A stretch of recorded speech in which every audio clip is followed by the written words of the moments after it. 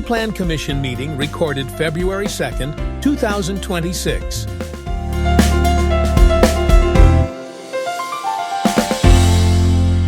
Call the regular meeting of the Plan Commission to order. Adam, can we get a roll call, please? Guiza. Here. Kneebone. Here. Arfson. Here. Beacom. Here. Rice. Here. Shitty Strike. Here, present. And Schuler. Here. Everyone is present, so we will move on to our agenda items. The first agenda item is the report of the December 15th and the January 5th City Plan Commission meeting. That was included in your packet. Any thoughts, comments, or a motion to approve? Commissioner Schuler. I have a question for Mr. Beacom on the January 5th minutes. If you go to page 7 of the packet, under the discussion, it says that Beacom comments that there is enough evidence and discussion to vote on the request tonight. I believe he said there is not enough. Correct. Okay. Adam, can we get that changed? I had that flagged also. Okay. Any other corrections or comments? Yeah. If not, I'd accept the motion to place them on file as amended. I'll make a motion to accept the meeting minutes as amended. Thank you. Is there a second? Second. Second to Schuler. Discussion there? Hearing none, all in favor signify by saying aye. Aye. Aye. Any opposed? And those are approved as amended.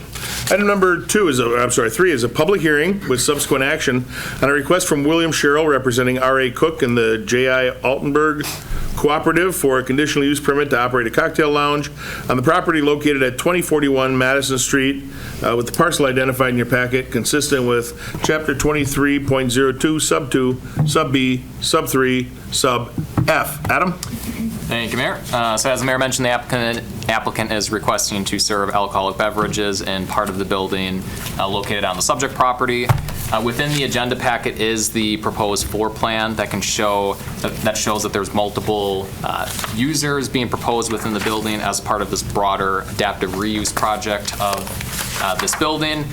Those spaces would be the proposed use plus 2 multifamily activity spaces and then a bakery.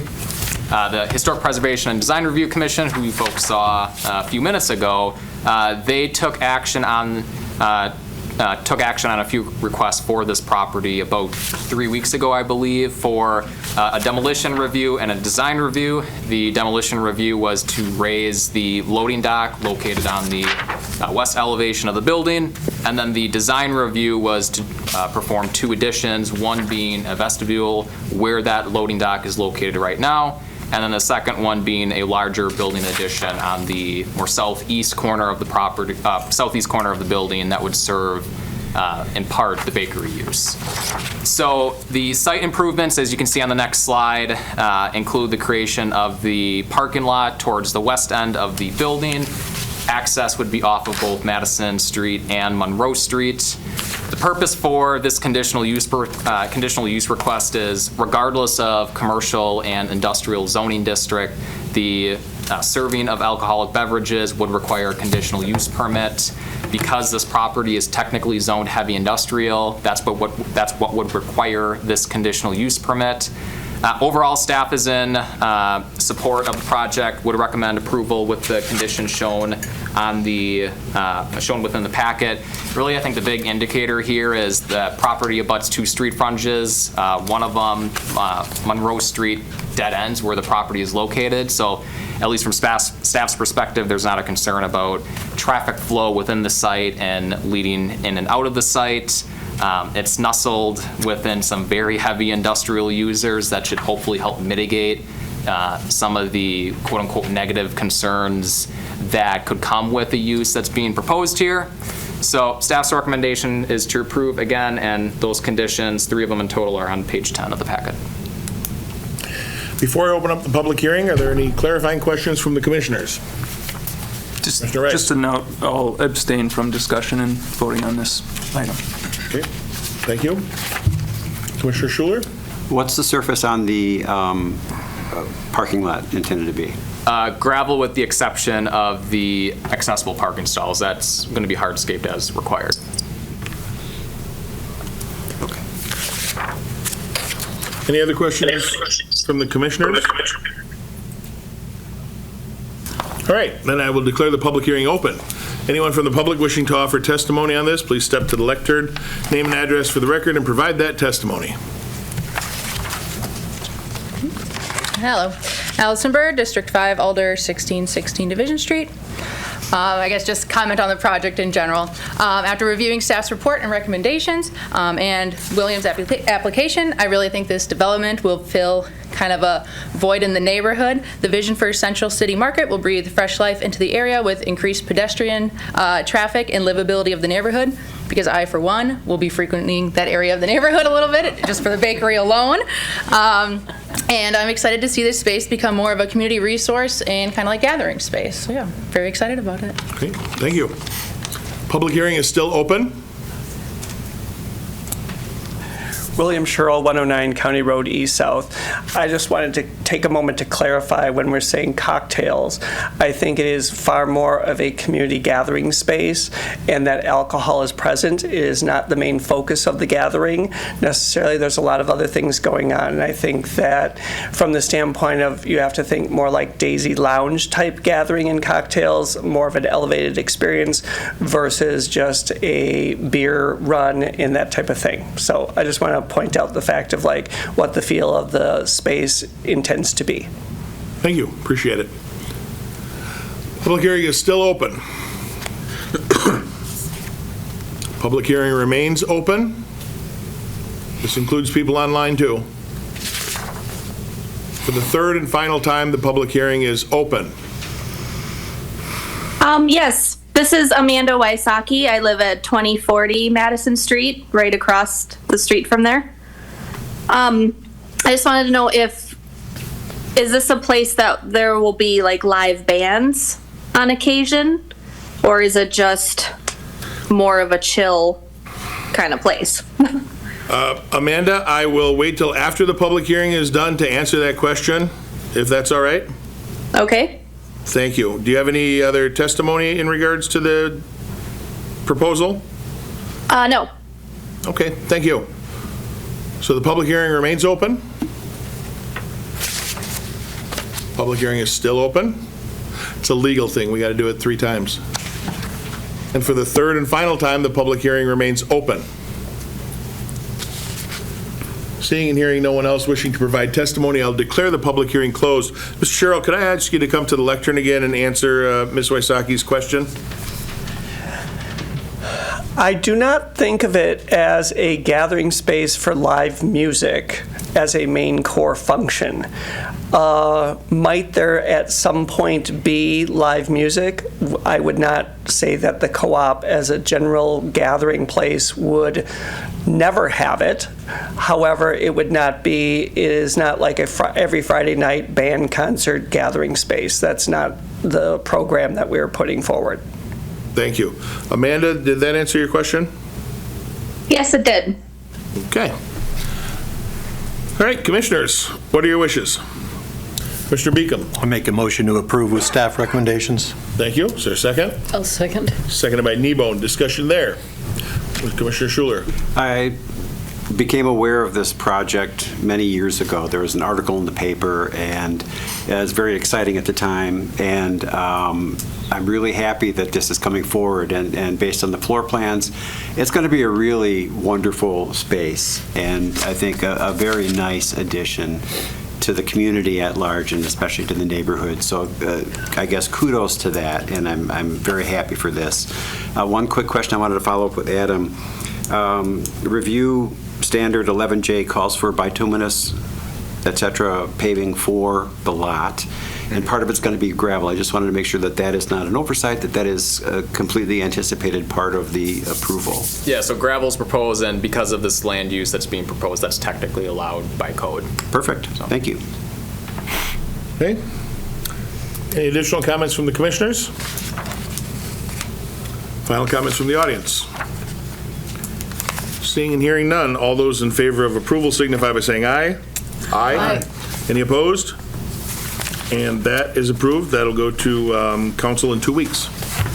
Item number 4 is a public hearing and subsequent action on a request from Bill Pritchard, representing the Elizabeth Revocable Trust, for a preliminary subdivision plat review on an unaddressed parcel bounded by West Zinda Drive and lots 1 through 15 of the Riverwood West Subdivision, consistent with Chapter 20.05 Sub 1. Adam? All right. We can actually jump over one more slide here, just to the two maps itself. So, Commissioners, recall last month you reviewed the conceptual subdivision plat for the proposed subdivision here on the city's west side. This would be the preliminary plat review as required by state statutes. This is more an opportunity for you to provide specific recommendations or amendments to the plat as presented. This, contrary to what was presented last month, would require action. So a little bit about the preliminary subdivision plat itself. The land division includes 2 items, one being the replatting of an undeveloped subdivision off of West River Drive that the council approved a number of years ago. Really, you can see the changes between what's existing on the left-hand side of the screen versus what's proposed as far as the orientation of the platted road. And then the second one being the subdividing of the westernmost undeveloped parcel with access proposed off of West Zinda Drive. So the lots that's being proposed range quite considerably in size, ranging from slightly over 14,000 square feet to well over 150,000 square feet. Area has been delineated for wetlands, and as you can see within the plat, it does show the delineated wetlands as an overlay on the plat. I know this was brought up last month by, I think, Commissioner Schuler, getting a better understanding of how much buildable square footage is on each of the proposed lots. That information is included in the packet as well, just from a lot by lot standpoint. Access to the lot would be access to these total lots would be off of 2 separate access points. 13 of the lots would be off of a proposed cul-de-sac extending from West River Drive, while 5 of the lots would be off of a private driveway extending off of West River Drive. One of the lots, more on the far south central side of the subject area, would not have street access, and it would be considered undevelopable.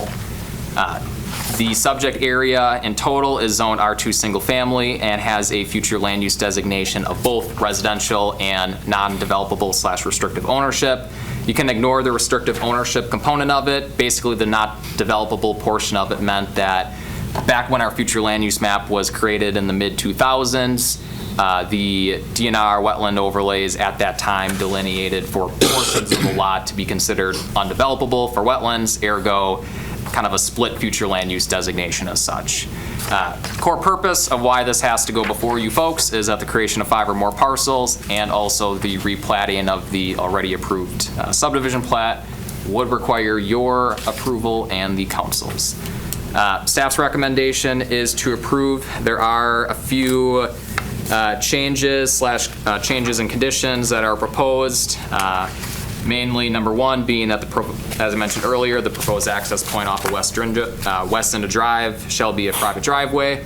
This is based off the recommendation of our Public Works Director. As noted in the plat, it is shown as a public street. Number 2, that the cul-de-sac off of West Zinda Drive shall meet minimum design standards as required by the city's fire department. And then number 3, that the future land use designation for the westernmost parcel would have to be amended from not developable / restrictive ownership to residential based off of the wetland delineation that took place about a few months ago now. So, last thing I'll note is there are representatives for the applicant here in the back as well if there's any questions. Before I open the public hearing, any clarifying questions from the commissioners? You have seen this before.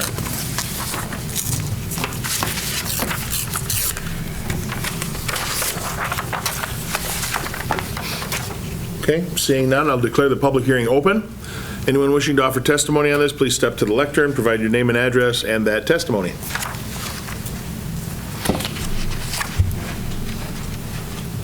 also have a few maps I would like to share. Is that okay? Yeah, we can get that to the zoning administrator. He can pass those out. Or I think this top one was shared. That was emailed over, right? That was the email. You on Friday. Right. Yep. We can pass it down. Those were emailed out. Any commissioners need to see the hard copies? They were emailed out. I think on Friday. Go ahead, feel free to pass it around. Go ahead, ma'am. Okay, good evening. My name is Katie Schimke, and I reside at 440 West Trillium Court. Tonight, I would like to discuss the environmental impact that would occur should this project move forward. By looking at the handout in front of you, you can see a map from the U.S. Fish and Wildlife Service that highlights wetland areas in dark and light green. Directly below that map, you can see the proposed area in red highlight that would potentially be used to build 18 single-family homes and a park. As you can see, this construction would directly overlap wetland areas. As stated by the Wisconsin DNR, landowners and developers are required to avoid wetlands with their projects to the extent practicable. The website also states, if granted permits to construct on wetlands, the wetlands must be minimally impacted. This plot of land and variations of this project have come before the Plan Commission and City Council before. I would like to echo some of the sentiments shared during a Plan Commission meeting from April 1st, 2019, when a conceptual project review was being considered. Found on the city's website through archives of minutes pages 4 through 6 include that the commissioners discussed that they didn't mind development if the wetlands weren't developed in or encroached upon. Commissioners also expressed concern as to how they could protect wetlands from runoff, stating they couldn't constantly be policing the area. Mr. Bill Pritchard then stated in regards to the previous comments that he had no desire to build on, near, or encroach onto the wetlands. He identified the wetland areas on a map and reiterated that they would only use the uplands. At the time, he also stated that the state of Wisconsin was more restricted with the use of fertilizers, noting again that there was no intent to build and use or disrupt the wetlands. The alderperson for District 9 at the time, the district in which this project would potentially be taking place, then expressed concern for the wetlands. In addition to other commission members who also noted there would be a need for control the use of fertilizers and chemicals should the project move forward. The District 9 alderperson was undecided about the request at the time, and no action was taken during the meeting. I hope should this project move forward, Mr. Pritchard sticks by his word from 2019 and will not build on, near, or encroach on wetland. However, as I view the current building proposal in relation to the wetland map, I fear that may not entirely be true. In the September 8th, 2015 Plan Commission meeting, Mr. Pritchard was looking to rezone this land.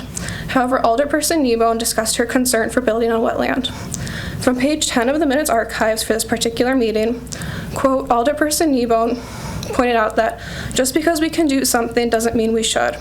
She is not satisfied that the wetlands will not be affected by any number of lots and is not comfortable in approving this until she knows where the wetlands are.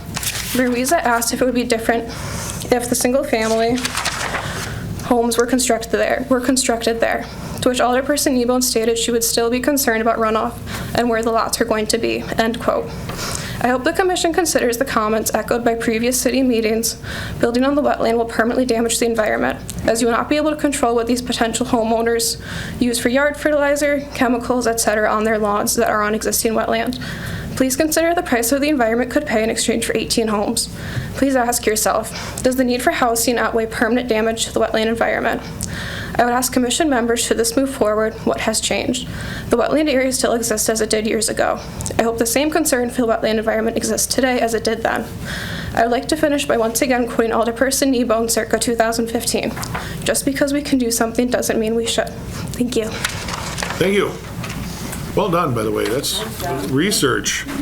The city website isn't that easy to navigate, I find myself, so that says a lot. Appreciate it.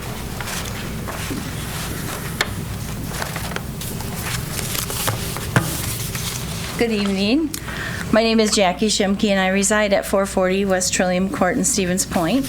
I'm here tonight because I am concerned about the proposed residential building that may take place off of West River Drive and West Zinda Drive. We live in a community rich in natural beauty. The Wisconsin River runs through the city, and we are proudly known as the gateway to the Pineries. One popular destination for residents and visitors is the Green Circle Trail, which happens to run along my backyard and along the area that is proposed to allow new homes to be built. As you can see from the map made available to you just before, the majority of the land proposed for these new homes is classified as wetlands. I have contacted the DNR, and I've been told that this project has not yet been presented to them for approval. Following the death of our neighbor Herb Weevil, who was killed in a hit and run on West River Drive, our neighborhood has been working with the city to address pedestrian and bicyclist safety on West River Drive and West Zinda Drive. Speeding and reckless driving remain serious issues on West Zinda Drive due to high school students, parents, and other drivers. Despite past requests for police monitoring and discussions with the school principal, conditions have not improved. Increased traffic from a proposed subdivision would likely make this problem worse.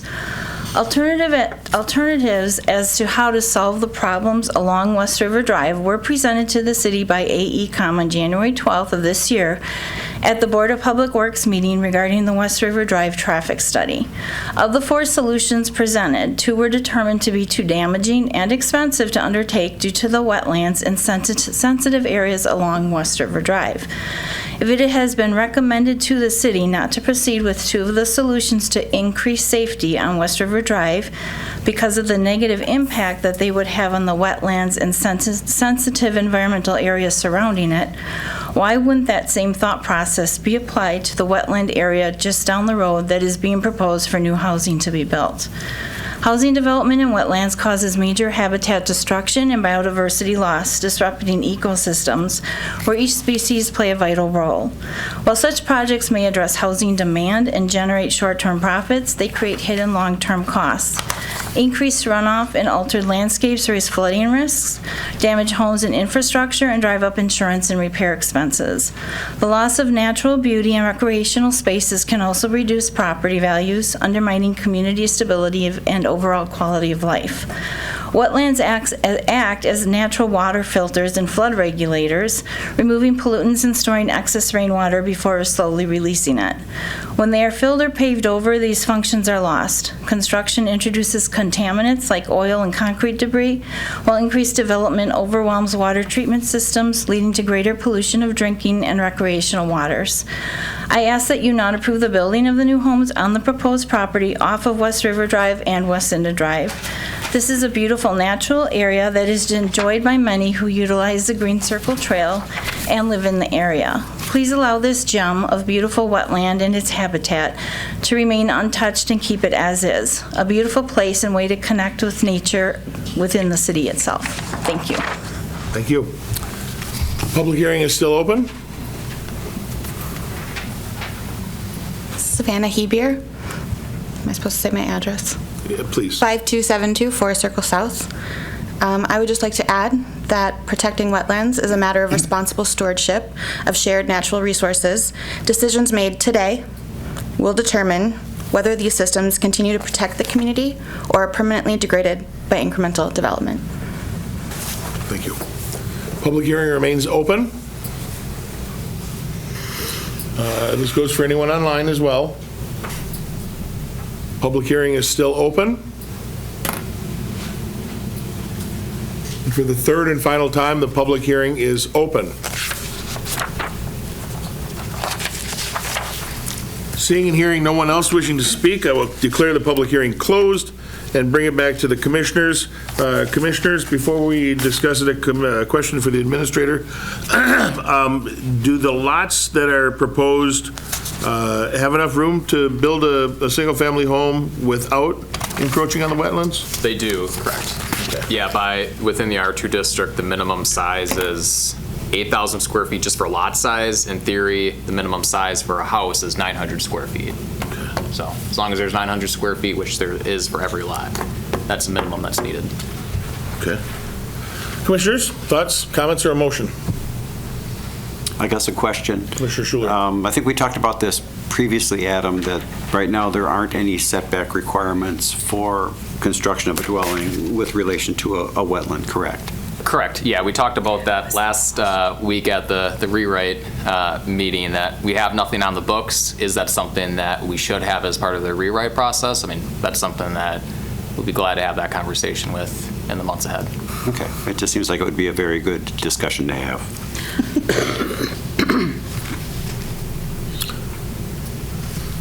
Commissioner Rice? Yeah, maybe just a quick question about enforcement. So, Mr. Kuhn, you would kind of enforce typical setbacks, zoning setbacks, but in a case like this where there is sensitive portions of these properties, is it your staff that would enforce ensuring that construction doesn't take place on what has been delineated and identified as wetlands? Correct. And the DNR would have oversight on that as well. Yeah. Right, that's what I was going to chime in, is that they said the DNR hasn't reviewed this plan yet, but I'm not entirely sure that there aren't some setbacks that they could impose. They could. We don't have any currently. Right. And so there will be another level of review coming, I would think. Again, they'll need a stormwater permit for this, correct? For over an acre, that means you got to go through the wetland process also. So there's a fair bit of, I think, work yet to be done. Not that they can't accommodate it, but I guess spinning off of that from my position as a planning commissioner, I don't see anything that is directly against, the rules. And, you can make a call what should and should not be done. Yes, we like to preserve wetlands, but we don't always. And I guess we got to rely on the controls that we have. Again, it may be worthwhile thinking about with our zoning change and discussions. We just talked about that this recently, and wetland setbacks and such not. But I don't see a strong reason to deny this, so I'd make a motion to approve. Thank you. Is there a second? Second by Commissioner Rice. Alder Kneebone, did you have something?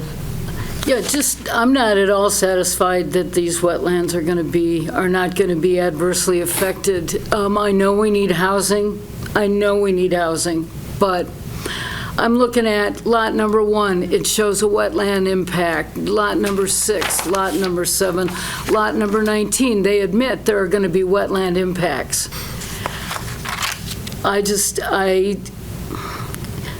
don't, there's no way you can say that there's not going to be herbicides and pesticides going in there that could adversely affect the living, the biosphere, the biome there.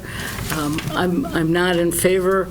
At the very least, I would eliminate several of these lots that show clear wetland impacts and go with lot 2, 3, 4, 5, and maybe 9. They seem like there's enough space, particularly on 2, 3, 4, and 5, that there would not be much of an impact.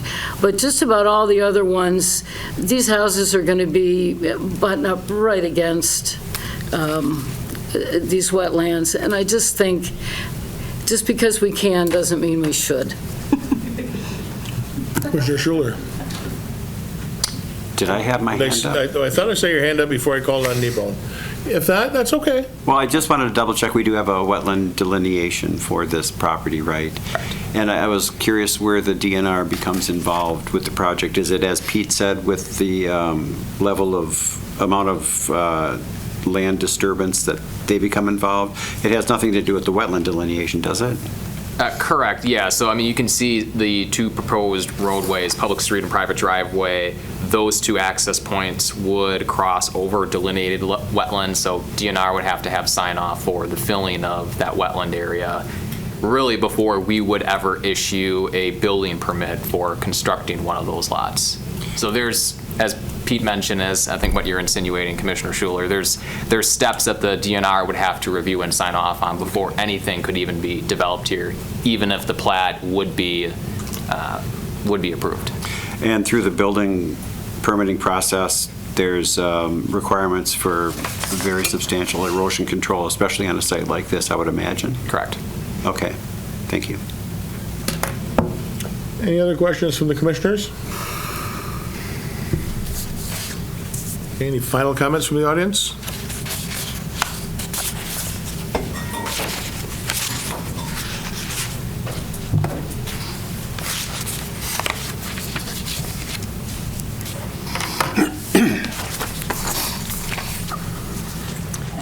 Andrea Olson, 410 Franklin Street.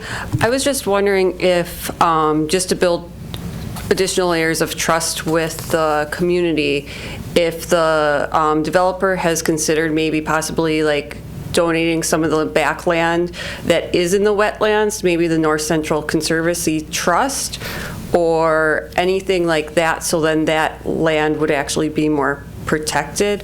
And then if he'd consider adding maybe covenants to the land where you're saying that we will not be using fertilizer.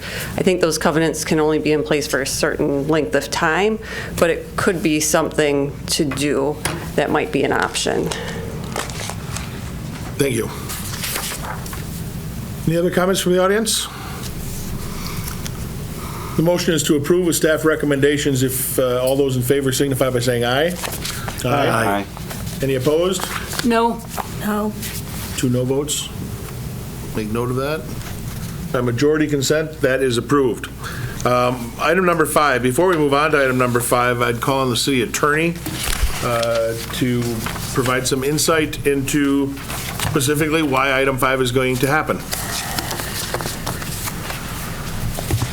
So this is a fairly common occurrence in a lot of contexts to have the closed session to discuss with legal counsel, but we haven't had a lot of those, at least not recently. So this might just look a little out of the ordinary to people, but it is a pretty customary thing. So what I wanted to say ahead of time, though, is just some stuff about sequencing. So I wanted to have an opportunity to share some privileged communications about my thoughts on the various legal issues here, prior to there then being the next agenda item, which I know maybe it reads a little clunky, but is going to be another opportunity for people to share comments about this. So anyone who's here tonight can speak on the item after this.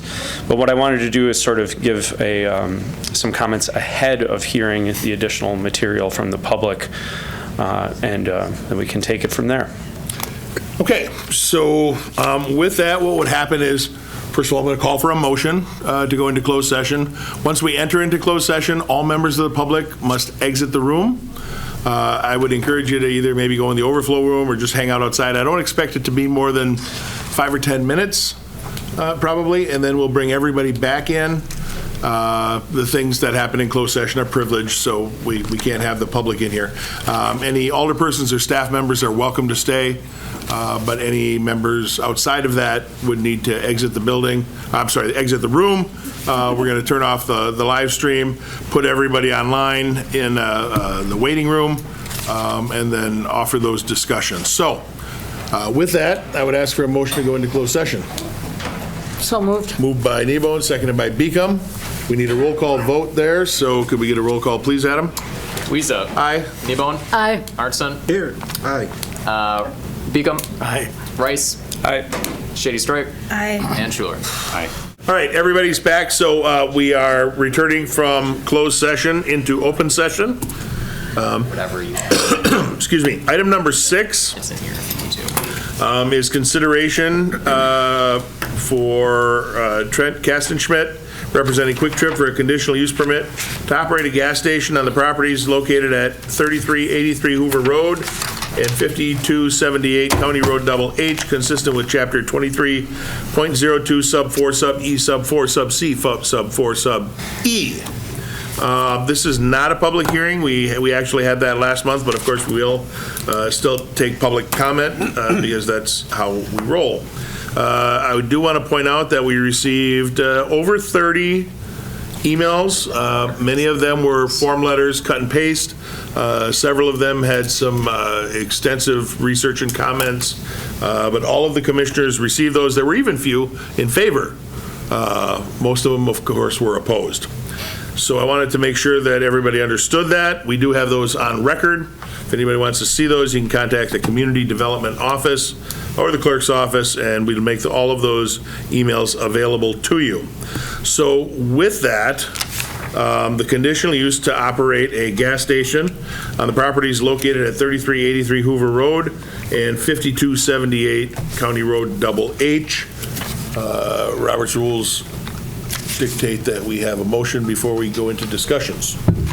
Do you want us to give a quick background first? Yeah, actually, that's a good idea. So most of you remember that we had this here, I hope all of you remember, we had this here last month. We sent it back wanting some additional information, and one of those was the groundwater protection plan that's in your packet now, further defining who the proper authorities were. So Joel and Adam, what I'd like you to do is go over things that have changed since last month that meet the commissioner's requests for those additional information. Yeah, and I can start out with discussing some site-specific changes, and then Joel shifting gears towards the two plans. So I'm going to keep this short. So some changes in the site design were, so for the Kwik Trip parcel, their parking lot as proposed, they are identifying downlit light fixtures within their recommended plan set. Additionally, for the two proposed streets, they're proposing to have downlit streetlight fixtures, which I will add is a new concept here in the city per our Public Works Director, that's actually something that we're exploring as part of the Business 51 reconstruction project, but as of this date, there aren't no examples of those downlit light fixtures as identified in the packet from being evident here within the city. For landscaping, so there's the landscaping plan for the Kwik Trip parcel within the packet. Additionally, there is landscaping within the street right-of-ways to provide that additional buffer and additional screening. That street landscaping was reviewed by our city forester because there is minimum boulevard widths to ensure that whatever would be planted there has a reasonable chance of staying alive over time.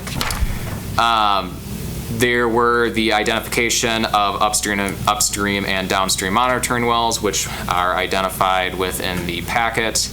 And then lastly, as the mayor mentioned, there is the groundwater protection plan and the spill response plans included in the packet, and I'll have Director Lemke provide an overview of both of them. Yeah, so in, I think that order, the spill response plan is first in the packet. If you're looking at the whole packet, that's page 198. Some highlights in there, really, 5.0 spill response cleanup expectations. State, among other things, language like remediation will be to a level that poses no risk and has no impact to the groundwater supply as determined by thorough sampling. It goes on to have the same statement about spills, leaks, and discharges that pose no risk and no impact to any municipal water supply. That's on page 206. After that, the groundwater management plan marches through and answers kind of in bold the things that we provided. So talks about a complete description, they describe it, talks about maximum gallons of different product. They list those, so they responded to all the questions we had. So those two documents as requested are there. Okay. Commissioners, any questions for staff? Things that were asked for last month that may need clarification?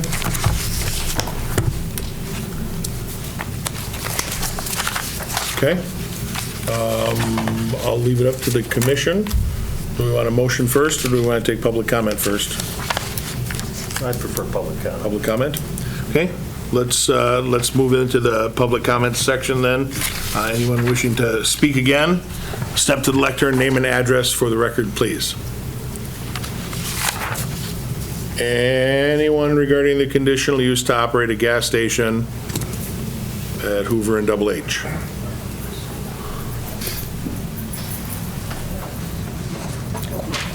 Okay, sorry. Savannah Hebier, 52724 Circle South. So a gas station, a car wash, those are intensive commercial operations. When a use like this is placed next to a residential neighborhood, protections must be clear, enforceable, and in place before approval. What is most concerning to me is that the vegetative buffer that once protected nearby homes from much of the concerns that are raised on a regular basis at these meetings has already been clear-cut. That buffer was not decorative. that was not street lining trees. It reduced noise, limited light spill, filtered air pollution, and helped reduce exposure to harmful emissions, including benzene, a known carcinogen released from vehicle exhaust, fuel vapors, and idling traffic. Once removed, those protections were lost, and what was clear-cut will take decades to fully replace if it's replaced at all. The developer has stated at the last meeting that clear-cutting was necessary due to oak wilt. However, according to a notice of public nuisance dated September 18, 2025, issued by the Forestry and Landscape Operations Superintendent to Stevens Point LLC, based in Fitchburg, only 4 trees were identified to have oak wilt and need to be cut down. 4 trees. Our health was worth less than 4 trees. That documentation does not support the wholesale removal of the vegetative buffer that was entirely clear-cut. The permit before you contains only a single sentence addressing the buffer. Trees will be planted along both planned streets at the property owner's expense. The permit does not say where along those streets, how close those trees will be to the homes, or whether they will form a continuous buffer, and that matters. Peer-reviewed research published in Science of the Total Environment is clear. Reductions in human exposure to air pollutants like benzene occur when vegetation is dense, continuous, and located close to residences. The strongest protective effects occur when buffers are layered and uninterrupted. Scattered or symbolic plantings do not provide the same protection. And I should add, neither does a fence. This stands in stark contrast to pages 71 and 72 of the permit, which contain highly detailed requirements for decorative landscaping on the site, including tree species, installation methods, placement, and height. That level of care exists for aesthetics, but not for the vegetative infrastructure that would do the most to protect neighboring residents and children. When residents and the community see existing environmental protections removed before approvals are granted and then not meaningfully replaced, it creates the perception that outcomes are predetermined and that the community safeguards are negotiable. This permit asks residents to accept permanent impacts in exchange for promises that are not enforceable. The vegetative buffer was already clear-cut. The risks are real, and the burden will fall on nearby homes and the 13 children just on the street of Four Circle South that live there. We are asking you to protect us by refusing to approve this permit without clear, enforceable safeguards. Thank you. Thank you.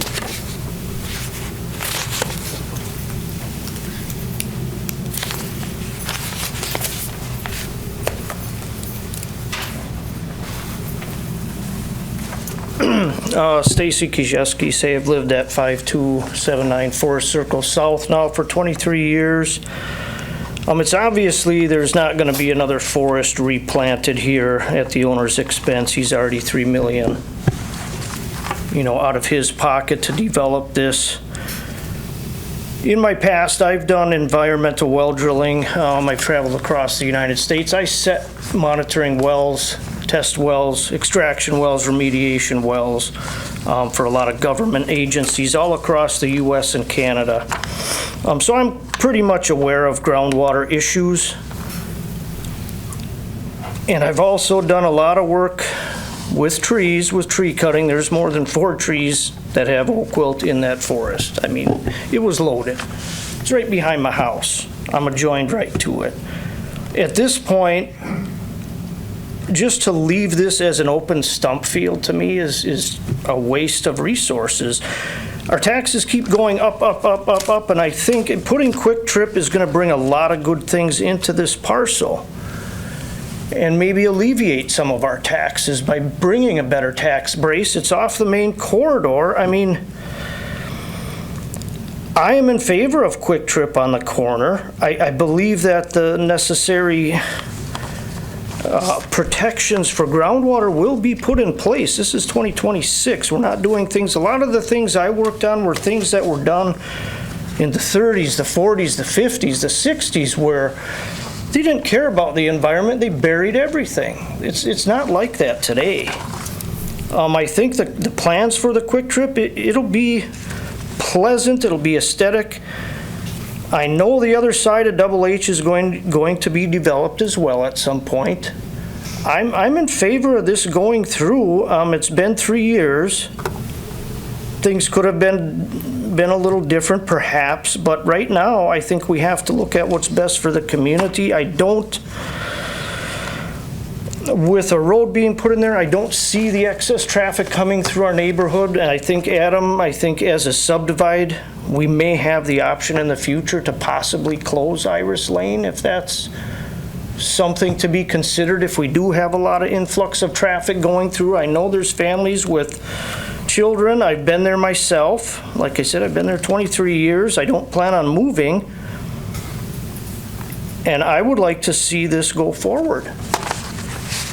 I've taken time off of work tonight to come here to voice my opinion. I know there's opposition, but we can't go back in time and just turn this back into a forest. It's not possible. So that's what I'd like to say, that I'm okay with this going forward. And let's make good use of the land and get some revenue into the city so that our taxes can perhaps level out or maybe even go down. That's what I have to say. Thank you. Very much. Anyone else?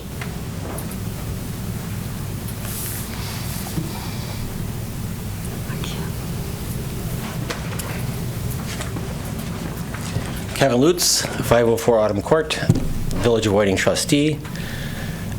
I know you've heard hours of reasons not to allow this. The village is completely against this. You've gotten notices from the utility committee, from the village board, but the fact of the matter is what I want you to think about. I like to plan for the worst case scenario, not the best case scenario. The worst case scenario is we have a leak. You're kind of shooting for the best case scenario that we never do. When that leak happens, it gets into the wells, and children start drinking it full of benzenes and PFASs. How many of you guys are going to go get up here and stand up here and go, I did that. So, and as far as that goes, what does that tell you about a company like Kwik Trip? I myself personally, I'll never enter another Kwik Trip in my life. I will tell my friends and family, and I recommend everybody else here do the same thing. If this is how they treat the neighborhood, the community, just so they can bottle up every entry into the area, this is profits, not people. Thank you. Anyone else?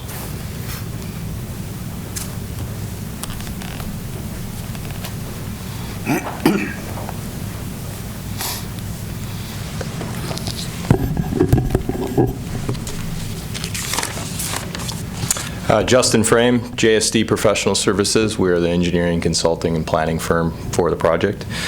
I think Adam addressed one of the items in the lighting. The lighting is dark sky compliant, which is an industry standard. Lumen outputs, full cutoff. I think Adam covered that. I also want to address an item that came before us in the last commission, and Commissioner Mr. Arnson's testimony during that. It was stated that and if you wouldn't mind going to those CSM, Certified Survey Map. Yeah, we have that far there. There we go. Thank you. So I'll note that initially, early planning, we had this convenience station and gas on the corner of County HH and Hoover. So right at the corner of the intersection. That has since been moved to Lot 1 in this proposal, which is consistent before you from the initial submission. It was stated that the Kwik Trip lot was within 1,500 feet of the east parcel boundary of the Whiting Wellhead parcel, if you remember that conversation. That was an error. What would be the western boundary of Lot 1 as described as legal description of Lot 1 to the eastern boundary of the wellhead protection zone is 1,700 plus linear feet. So it is outside of the 1,500 linear feet of the Kona Depression, which designates Zone A, whether it be Village of Whiting ordinance or City of Stevens Point wellhead ordinance. So I just want to make that technical clarification, as it was noted that only District A land uses might apply if this were to be Village of Whiting land, which is not the case. We're beyond that 1,500 square feet as linear feet as designated for Zone A. The three uses, if perhaps were to be Zone A, Village of Whiting, the three uses that would be allowed on this property: parks, playgrounds, wildlife areas, if Zone A, and within 1,500 linear feet of the wellhead. Both are not the case. So I just want to note those technicalities from the last commission. So, thank you. Thank you. Anyone else?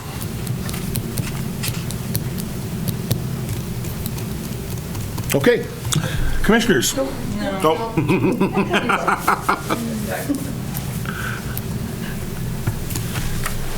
Okay.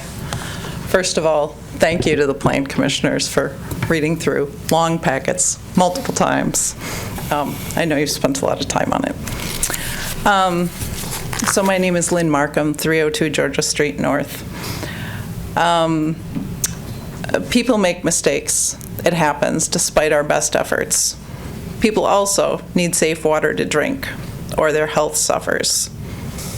Putting these two things together, locating a gas station at this site, is a bad idea because it puts safe drinking water for the Village of Whiting and City of Stevens Point at risk of contamination by benzene. I have no issues with a convenience store at that location. I have nothing against Kwik Trip. I think gas stations, gas tanks, underground, plus dispensers, plus all the lines that go with them, is a bad idea no matter who owns them at this site. The Kwik Trip application does not meet the City of Stevens Point conditional use standards that the city ordinance says must be met to grant a conditional use. Specifically, it doesn't meet these two standards. Standard 1, that it will not be detrimental to or endanger the public health, and standard two, that the conditional use will not substantially diminish and impair property values within the neighborhood. I sent this letter to the Plan Commissioners. They see the evidence on the property value piece. On the public health side, we know the groundwater flows west to southwest to the Whiting wells. The engineer clarified that it's 1,700 feet rather than 1,500 feet. 1,700 feet is still less than a third of a mile. So I guess it's a few hundred feet more, but given that groundwater here moves at 3 feet a day, it would still be to the well fields in 2 years. The well fields that the Village of Whiting has kept wooded to protect their wells. It's one of the best ways we know to protect drinking water quality is wooded land, because you're not applying fertilizer, you're not applying pesticides, it's wooded land. So they're doing what they can to protect their wells. The wells are located both north and south of Double H. The risk of drinking water contamination by the gas station proposed is unacceptable and higher than at most other sites. In the application, it says there are 6 tanks, underground tanks, that could store 76,000 gallons of gasoline and diesel. Gasoline contains benzene. We've hit multiple times on, we know benzene causes cancer. Engineered systems fail over time. It could be a big failure delivering fuel. It could be a little failure, a drip, a leak somewhere. I'm not good at fixing dripping faucets. Sometimes I even put the plug in my bathtub and, you know, like 3 days later you see how much it's dripped. Didn't seem like much of a drip, but, you know, you've got 20 gallons, 50 gallons after a couple days. So think about that if it's dripping to groundwater. I was told that there was a gas station here in Stevens Point where 3 gallons of gas was spilled. And that 3-gallon spill, I thought it took a bigger spill, or I don't know, 50 gallons, 100 gallons before you detect it in groundwater. No, 3 gallons was detected in the monitoring wells next to that gas station. So we know it got to groundwater.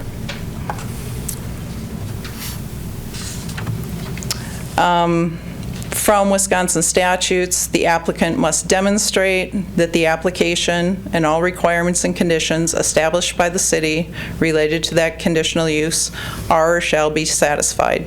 must be supported by substantial evidence.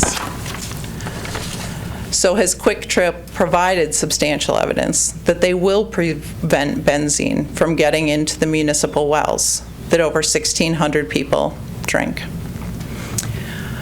A search found that Kwik Trip has 269 leaking underground storage tanks in Wisconsin, has had over the last number of years. How long before a tank here leaks? 10 years? 50 years? I mean, it doesn't matter if it's 50 years from now. Somebody's still going to be drinking that water. Spills also happen. Kwik Trip states that one compartment of a tanker truck delivering fuel is 4,000 gallons. A search of the BERTS database found that 640 spills have happened at Kwik Trips in Wisconsin. Groundwater in this area is highly susceptible to contamination. It's because of the sandy soils that allow water and gasoline to move quickly through the soil, and the groundwater table is only about 20 feet under the ground surface. So it doesn't have to travel far before the groundwater is contaminated. We're different than other parts of the state. I'm not sure if Kwik Trip recognizes that. It's different if there are clay or even loamy soils that slow things down. That's not what we've got. We've got sand. It's just like pouring water in a sandbox. Down it goes. There is no filtration.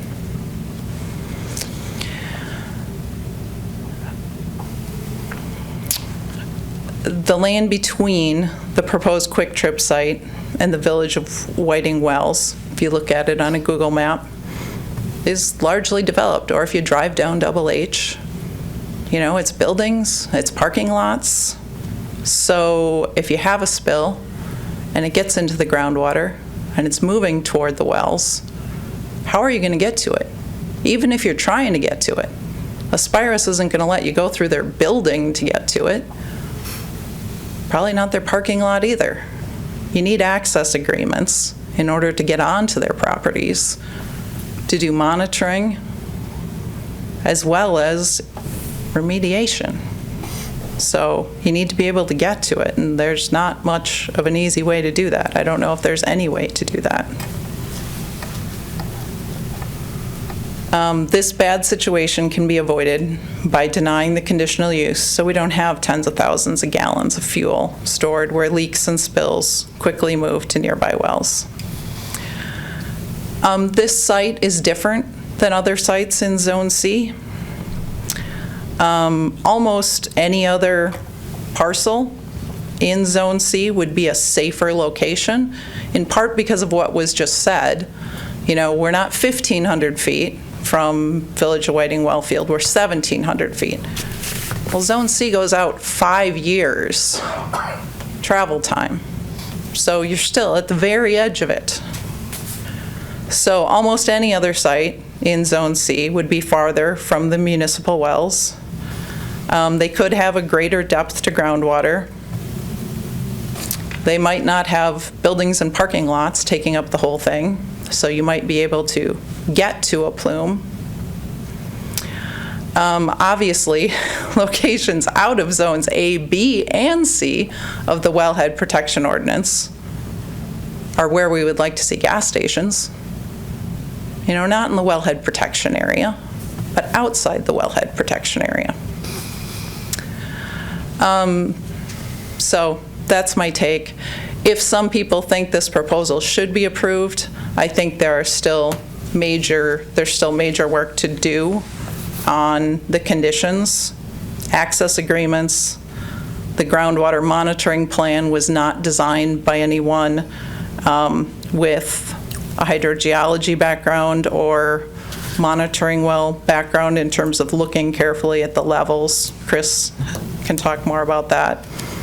And in the spill response plan on page 153, Kwik Trip says how they will respond to small and large fuel discharges.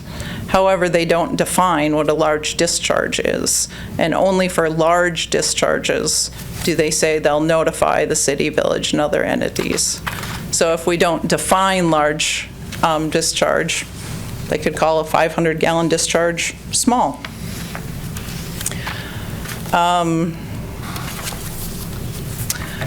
Also, under the spill response plan, the last piece that it says about what they will do, specifically do, is they're required to delineate a spill within 6 weeks of when it's detected. That's good. Then what? They've delineated where it is. What are they going to do about it? There's no explanation for that. So that's what I have. Thank you. Thank you. Next.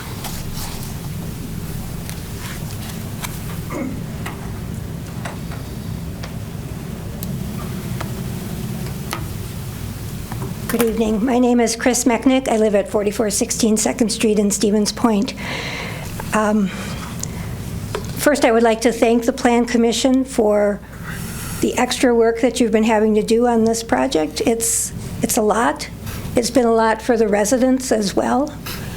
I stand in awe of how much work they have done trying to understand these different environmental issues that are related to this development that they didn't know about before. But they shouldn't have to do that, right? And you shouldn't have to do that either. There ought to be a better process for answering questions like, what is the effect on public health when it comes to groundwater quality, or how to construct monitoring wells, or any of those kinds of things that perhaps you don't have expertise in? I mean, I am not qualified to design a groundwater monitoring plan, and I have 40 years of working with groundwater. Lynn said that I would talk a little bit more about the monitoring wells. I do agree that there should have been a plan, a monitoring plan produced or examined by a licensed professional, which is what Mr. Arnson asked for last time. But I would say that I used to work with private citizens on their drinking water wells, and people would have problems with their water, and they would ask me for help. And so one of my first questions would be, well, do you know anything about your well? Because I would want to know, well, how old is their well? How deep is their well? What is the screen length on their well? How big around is their well? And one time a man said to me, before I got to ask him any of those questions, he said, well, what do you mean? Do you know anything about your well? What is there to know about a hole in the ground? There's a lot to know about a hole in the ground. And I think that that should have been, you should have been given that information. You should have been given the details of how that monitoring plan was going to be, all the details of how they were going to construct these wells. We did get the 3 red X's on the paper, but I don't know. To me, that's not a plan. I do want to talk about something else, though, and that is we talked a lot about the tanks and the integrity of the piping and all those kind of things. But what about the rest of the water on the site? What about the parking lot water? What about the water that, after it rains, where does the water go? Well, we've got these bioretention basins on the site. And this is a well-established method of dealing with stormwater. So that's not the problem. That's not a problem. But, well, where did number 2 go here? Okay, here we go. The description of the stormwater monitoring system says, on one of the very last pages, the site consists of a series of stormwater conveyances through sheet draining and piping. The site drains to one of 3 bioretention basins before entering a wet pond in the southeast corner of the site. That's a pretty standard thing. The stormwater then discharges to the ditch along McDill Avenue. Now, if you have a Kwik Trip in the middle of a city, you may have a storm sewer that you would discharge this partially treated stormwater into. Here we don't have that. We have the ditch. So now we are dumping this water after it's been through these ponds into the ditch. Where is it going to go? Well, it's going to head toward the Whiting Wells, but it's going to soak into the ground, and it's going to become groundwater. Well, what's possibly in that water? These bioretention ponds do a lot of, they take out a lot of things. They're good for helping take out nutrients. They're good for reducing bacteria. And they also are fairly decent at reducing hydrocarbons. Plus, we've seen that they are going to have these skimmers that are going to further reduce hydrocarbons. But what about PFAS? PFAS are the forever chemicals that are found in a lot of products that we have. They break down very slowly over time. They're implicated in various health effects at very, very tiny concentrations. So, excuse me, you might know that, say, the drinking water standard for nitrate is 10 parts per million.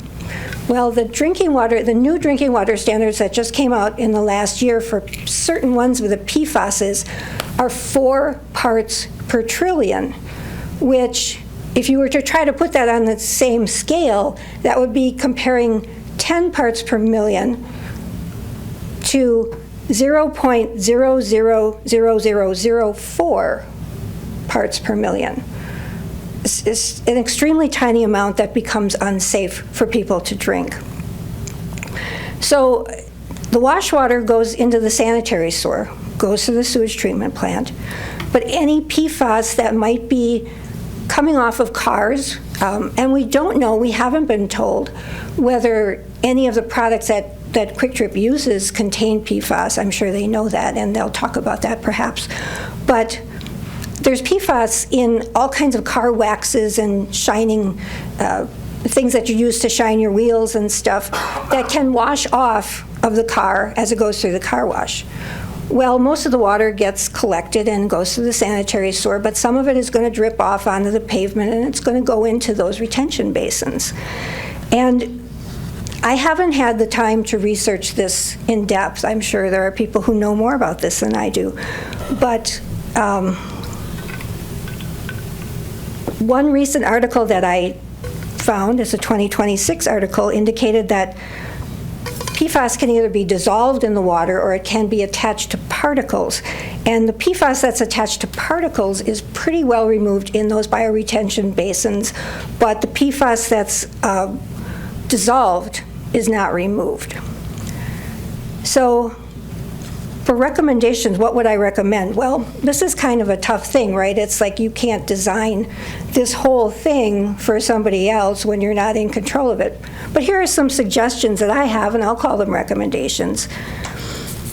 The applicants for the conditional use permit should be asked to provide data showing that the quality of the discharge water that goes into that ditch and soaks into the ground for PFAS and for hydrocarbons will be at, as it says in the conditional use permit, at a level that poses no risk and has no impact to the groundwater supply. Second, when I was thinking about water, I heard about a fire at a Kwik Trip station, and it made me realize also that should there be a fire there, there's going to be a large quantity of water, and there's no storm sewer to receive it. It's not going to go into the sanitary sewer. So where is that water going to go? It's going to, I don't know.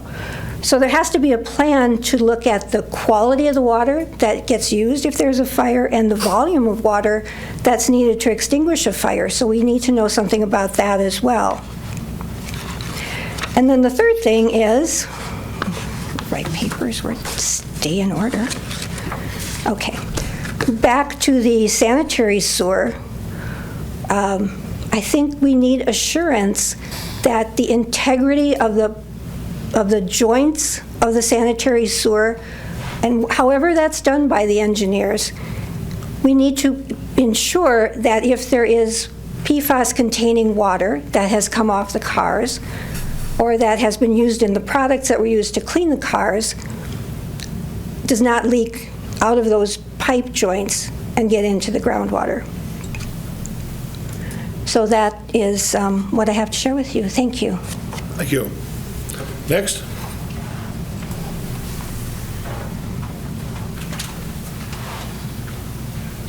Elizabeth Revocable, 3262 Sunflower Road. Some of you may have seen me on the news earlier tonight talking about this very thing. So I'll reiterate some of what I said there. I cared for 2 parents with cancer for half my life. So cancer is a very important thing to me. When you turn on your tap water at home, you have a reasonable expectation that the glass of water you're drinking in your house will not eventually cause cancer or harmful effects on your health. If this conditional use permit is approved, that reasonable expectation goes away for the people in the village of Whiting. That is absolutely unthinkable. Having cared for people with cancer, I can't imagine saying, sure, it's fine. They live there, we live here, let's just let that happen.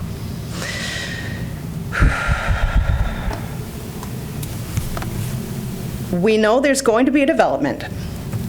Does it need to be this development? This development isn't safe, it's not proper for this site, it's not appropriate. If this doesn't go through, something else will happen. It's not like we're suddenly going to have a forest again. That's not going to happen. We're not talking about that. There will be income from this site, just a different thing if this doesn't go through. So we're not talking about absolutely shutting everything down. That's not a thing. The environmental engineer for Kwik Trip talked about the fact that they have all of these safeguards in place should a spill occur. They're state-of-the-art. You know what else was state-of-the-art? The Titanic. Unsinkable, absolutely unsinkable. Nothing will ever happen, and we all know how that turned out. So state-of-the-art doesn't always do what it says it will.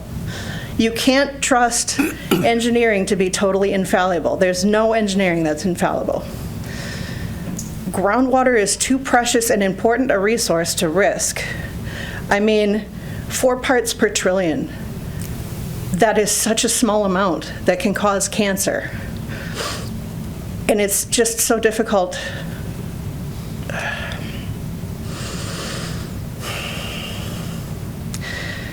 It's important to us. This is our home. We're not business people. We are concerned citizens. We're scientists. We're concerned about where we live. I've lived here my entire life. I'm not going anywhere. I've raised my children here. This is our home. And we're going to protect our home. And we're going to keep fighting this. Regardless of what happens here tonight, we will continue to fight.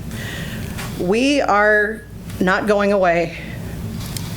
And thank you for your consideration and all of the emails. I know I sent a super long one this morning, but thank you for all the work that you guys are doing.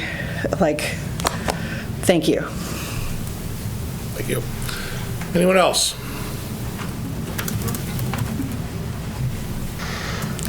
Laura Wan, 5248 Forest Circle South. I think I just would like to echo that none of us think that gas stations are a horrible idea.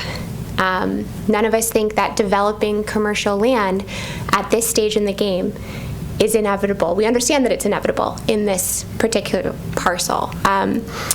However, the burden to protect the public health, we feel, is not met by this proposal. We've talked a lot about groundwater. You guys have heard a lot of evidence about groundwater. We've talked a lot about benzene. I just want to reiterate that when you receive new information, you can make a different decision. Alderperson Kneebone, what you said earlier, just because we can do it does not mean we have to do it. The mayor brought up that there are gas stations in wellhead protection zones within our city. That is true. There are gas stations that abut residential properties in our city. That is true. However, when we consider ongoing research, we don't have to make the same decision again. We've talked a lot about how this site would affect groundwater. I just want to reiterate that benzene, airborne benzene, is a significant risk to public health. My home is less than 300 meters from this proposed site. 300 meters is the minimum recommended distance between a gas station and a residence. Less than that. I live less than that. Prolonged exposure to airborne benzene increases your risk for cancer by 30%. I have 3 children that live in my home. There are many other children that live on our street. I'm not saying kids are more valuable than adults, but let's be real, they kind of are. They also don't get to choose where they live. They also are going to live in those homes for extremely important developmental portions of their lives and for prolonged periods of their lives. It really frightens me to put a gas station with this level of airborne exposure to benzene inside of that recommended zone where there should not be residences next to gas stations. You guys have received all of this research already. You've reviewed it already. Again, I don't oppose Kwik Trips in general. I don't oppose gas stations in general. I don't oppose commercial development of this land. I oppose this particular proposal for this particular site. So I'm just asking you to consider making a different decision than has been made in the past based on the current information that you have. And just because you can do it does not mean you have to do it. Thank you.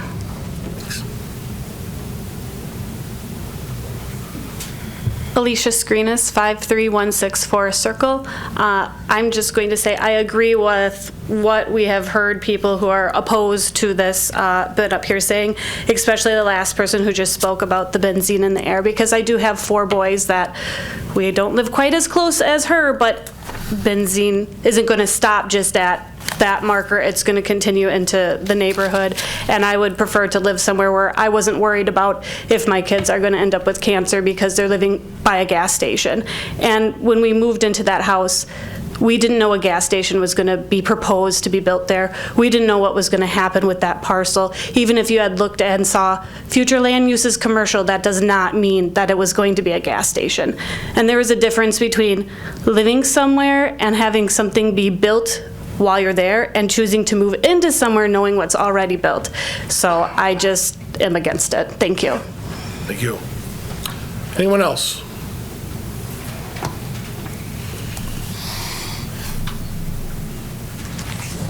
Good evening, Mr. Mayor, members of the Planning Commission. My name is Scott Teig, and I too would like to thank you for all the trouble you've done here. And I want to thank the neighbors for all of the work they've done and the trouble that we've caused them. I want to assure the city of Stevens Point that you're in good hands with Adam and Joel representing what you do. We've put together they've put together, along with our help, some pretty stringent conditions. And I just want to go on record and reaffirm our approval of the requested conditions as outlined in the staff report, and also reaffirm our intention to comply with all review standards. So thank you, and we appreciate all your trouble here. Thank you. Anyone else?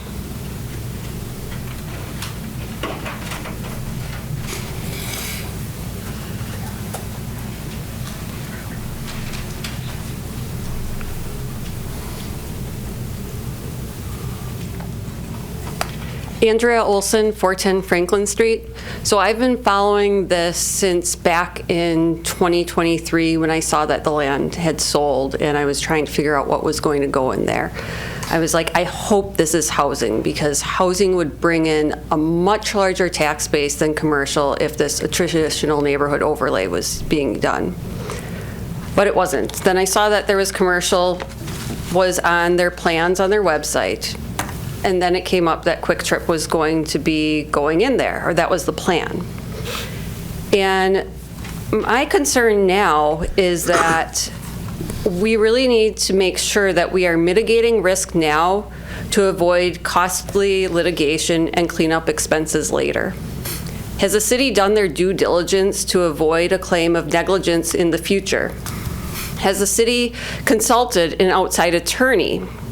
I feel like the threat of litigation has been made by Kwik Trip if this does not get approved. And our city attorney, most likely, if that would happen, would not be the one litigating it in court. Typically, the city uses an outside attorney for larger cases like this. What is their view on this? Have they been consulted? If this does go through, it is not guaranteed that litigation also won't occur. You have some very upset citizens right now. You also might end up with very upset people in Plover. People in Plover and in Whiting also have wells on their properties. They might not be using that water for drinking water in their home, but I grew up a couple blocks from there and moved from one house to another, same distance away, and my parents just built another house, and they've had a well at every single location. They use that well water for their gardens. They use that well water for swimming pools in the backyard. They use that well water for a lot of things. Kids drinking out of the hose. I'll still do that too. That's just something to keep in mind. The spill response plan. So Joel was asked to review it. He has great certifications, qualifications, involved in many great projects, but he's not a hydrologist. He doesn't have the experience that, and because it isn't his specialty. The city used their staff member that they thought was most qualified. Right now, most qualified out of staff members. That doesn't say anything really, just most qualified. So then you have Mr. Arnsten, who, sorry if I pronounced it incorrectly, who is a hydrologist. But should this burden be put on a citizen on a commission to determine if this spill response plan is okay? And would it hold up in court to prove that the city did everything they could do to approve a plan that was reviewed by that was not reviewed by a third party? We need to make sure the city isn't negligent at every single point in this process. A third party review should be paid for by Kwik Trip. Let's see if this plan is okay, not just depending and putting the burden on staff and people on commissions. Have any tests occurred on the site to get a baseline level of contamination, if anything is there, prior to construction or prior to this being approved? Kwik Trip has paid in other instances at other locations when they were doing redevelopment to have baseline testing done. You might want that because if there is a spill, who's to blame? Well, maybe there was already some contamination there, but we really don't know because we never did baseline testing. What about the cost to McDill Pond? Everything's going to end up in McDill Pond. Those people have been having to get paid, or they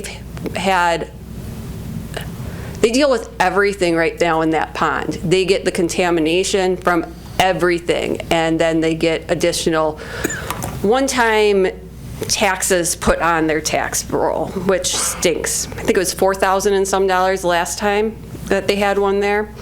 We also even have I think it might be another commission that is dedicated to dealing with the issues of McDill Pond for the most part. Another thing, when will that 8-foot fence be built? Just a random thing. There is no date in that agreement that says when that fence will be built. Will it be built in, after phase 2? Why isn't there anything in there for that fence to be built, immediately? Okay, we can get rid of the snow, but when will that fence be built? That was one thing that had been agreed upon between the neighborhood and the developer. And then all the trees got taken down. Come on, let's have some trust between the developer and the community right there. That's an easy thing to do and not that expensive. So, negligence. The city is exempt from many things. However, if somebody can prove that you didn't do everything possible to keep this project safe for your neighboring communities, the court system can find that the city is negligent. And then we're all going to have to pay a lot for potential litigation unless, what will your insurance company say too? Have you contacted your insurance company to make sure that everything would be covered too? So, thank you. I'm very glad that everybody's here, and thank you for spending a lot of extra time on this, because this is very important to a lot of people, and I hope in the future that we can avoid big things like this by, in the first place, when a permit comes in, we put it out there for the public to know and have a better procedure created to handle things like this. Anyone else?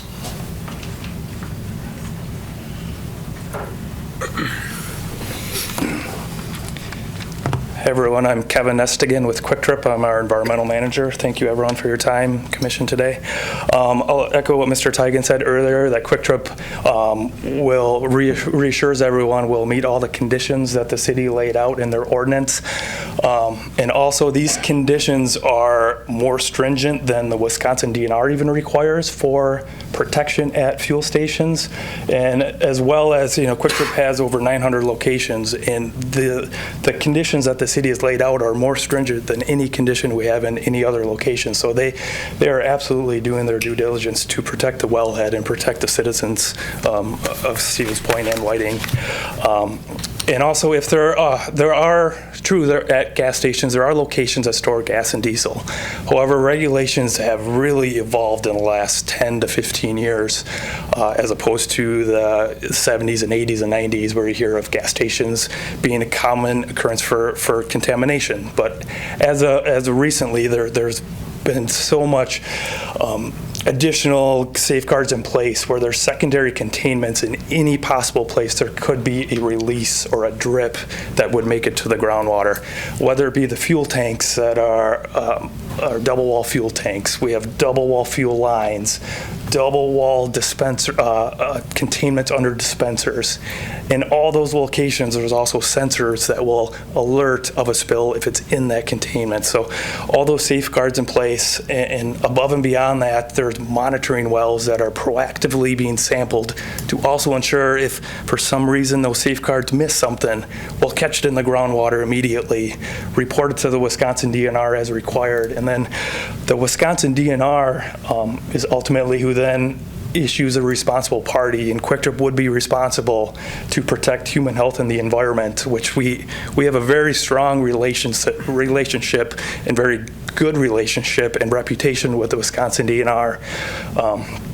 We're not a company that likes to take risks. I'm not a risk taker myself. The company isn't as well. We would never do something that jeopardizes human health and the environment, neither would the city or the Wisconsin DNR. They have an obligation to require someone who causes contamination to ensure it doesn't reach a municipal water supply. So we would do anything and everything to protect that, because that is our legal obligation.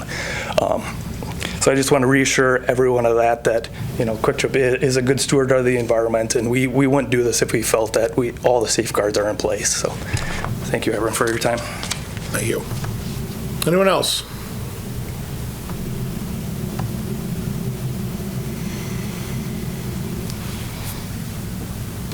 I'm taking extra long this time.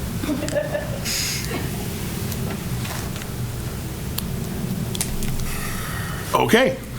Seeing no one else wishing to speak, we'll bring it back to the commissioners.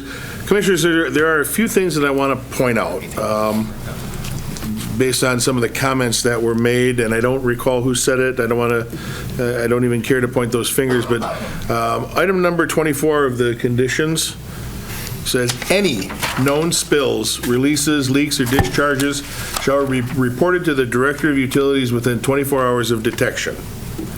There was a comment about how do we know what's a major spill or what's a minor spill. Any spill has to be reported. If you look at item number 22, that's a long condition regarding if contamination is detected. But the line I want to point out is remediation will be to the level that poses no risk and has no impact to the groundwater supply as determined by thorough groundwater sampling results, groundwater fate and transport modeling, and concurrence with the Department of Natural Resources Remediation and Redevelopment Program. That's significant. When you talk about the applicant being responsible to remediate to a level that poses no risk and has no impact. It's probably better than you have today. This property is effectively surrounded on 3 sides by 4 lanes of traffic, one of which is in an interstate. Fuel is transported down that island too, or the interstate rather. We will not prevent accidents. Someone said that here too, and we agree. I agree with that 100%. Something will happen somewhere, sometime. But we also need to make sure that we're mitigating the risk, minimizing the potential for those things to happen. And that's a lot of what we do at the Plan Commission, not just with gas stations that happen to be in a wellhead protection zone, but almost anything we do. We put conditions on that minimize the risk, whether that's the impact of the neighborhood or property values or public safety. Heck, the exhaust from cars will cause cancer. The world's a scary place. I get that. Would this be something I'd want next to me? I'm not sure.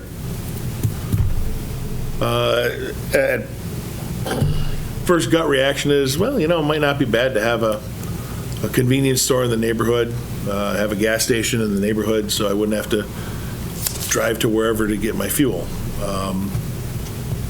There's a lot to be said for driving a car that requires fossil fuels too. But that's not what we're going to discuss today. The 31 conditions are recommended by staff because they believe that these conditions will mitigate that risk to the best of our ability. If those aren't good enough for you, then we need to know what is. The fence isn't part of that, so I know there was an agreement to talk about fence, but that's not a part of what we're discussing here tonight. This item is strictly the conditional use to operate that gas station. So with that, I think I covered all the comments that I wanted to make in regards to some of the public testimony. I'll turn it back over to you. Thoughts? Yes. Question, baseline testing was brought up. Question for Joel. Is there baseline testing before you need that? I mean, is that really not something we're doing? Well, no, we don't have any tests of groundwater or anything like that from that property. Our monitoring well network is typically associated with our well field area, and it's extensive. But the monitoring wells that we're going to have required on site, the intent is that one is on the far upstream side of the property and then 2 are downstream of where the most likely location to capture any contamination would be. So in that regard, we kind of have a background monitoring well plan for when it's constructed, assuming nothing happens between now and when that's put in, but that's, I think, probably pretty fair to assume. Any other thoughts? He asked my There's some. question. Go ahead. I make a motion to deny the conditional use permit for the gas station. Okay. Second. Okay. There we have. My basis for that, let me explain, is I've been a hydrogeologist working for environmental consulting firms for over 35 years. I got my master's degree working on this subdivision. Chris mentioned it. We put wells along there. We defined groundwater flow. We defined the groundwater conditions, mainly looking at nitrate. The subdivision was identified as a potential threat to a municipal water supply, specifically Whiting, and much of our work was used to develop subsequently the county subdivision ordinance about how big subdivisions should be to limit nitrate concentration. So that research was done. By extension, the city has made a number of instances, extraterritorial decisions where unsewered subdivisions were going in, and they nixed them essentially because of potential threats to their well field. So identifying a threat to a well field is established practice. Gas stations, I've spent a lot of time investigating gas stations, and accidents happen. Most of the older ones are the culprits. Newer gas stations are fewer and far between, but accidents happen. People, equipment, engineered systems fail. And so between knowing what I know about petroleum storage and municipal wells, when municipal wells are impacted, it's a problem. It's bad to clean up. They're expensive. It's problematic. This site, just beyond the Kona Depression, and you're right about that. I made the case last time, but I think that failed. At least I would defer to the city's version of that, which is the Kona Depression and whatever it touches, which gets us to that property on the west side of Hoover Avenue, doesn't reach that property. So what we're talking about is Zone B, which is just outside of the Kona Depression. And so it's a subjective call. Yes, we have gas stations within that Zone B, the Kwik Trip, the other station out on Badger Avenue, the BP station, I think, there. And those are within wellhead protection zones. I don't know how much thought was given to them. Maybe some were grandfathered in there. But there is distance between that and the Cone of Depression. This one, you're literally across the street. And they say that if there's a release, we will investigate it, we will clean it up. We'll find it in our monitoring wells. Well, once that release occurs, once it gets in the groundwater, it's going to keep on going. So they find it in a well, 30 days. We got to do something about it. We're going to finish delineating it, 60 days. Well, now at 3 feet per day, it's 180 feet downstream. Now it's off the property. Now it's underneath McDill. Now it's underneath the neighbors. How do you investigate it? It keeps on going. You got to keep on investigating. And investigating doesn't remove it. It doesn't treat it. So it's still moving towards that municipal well.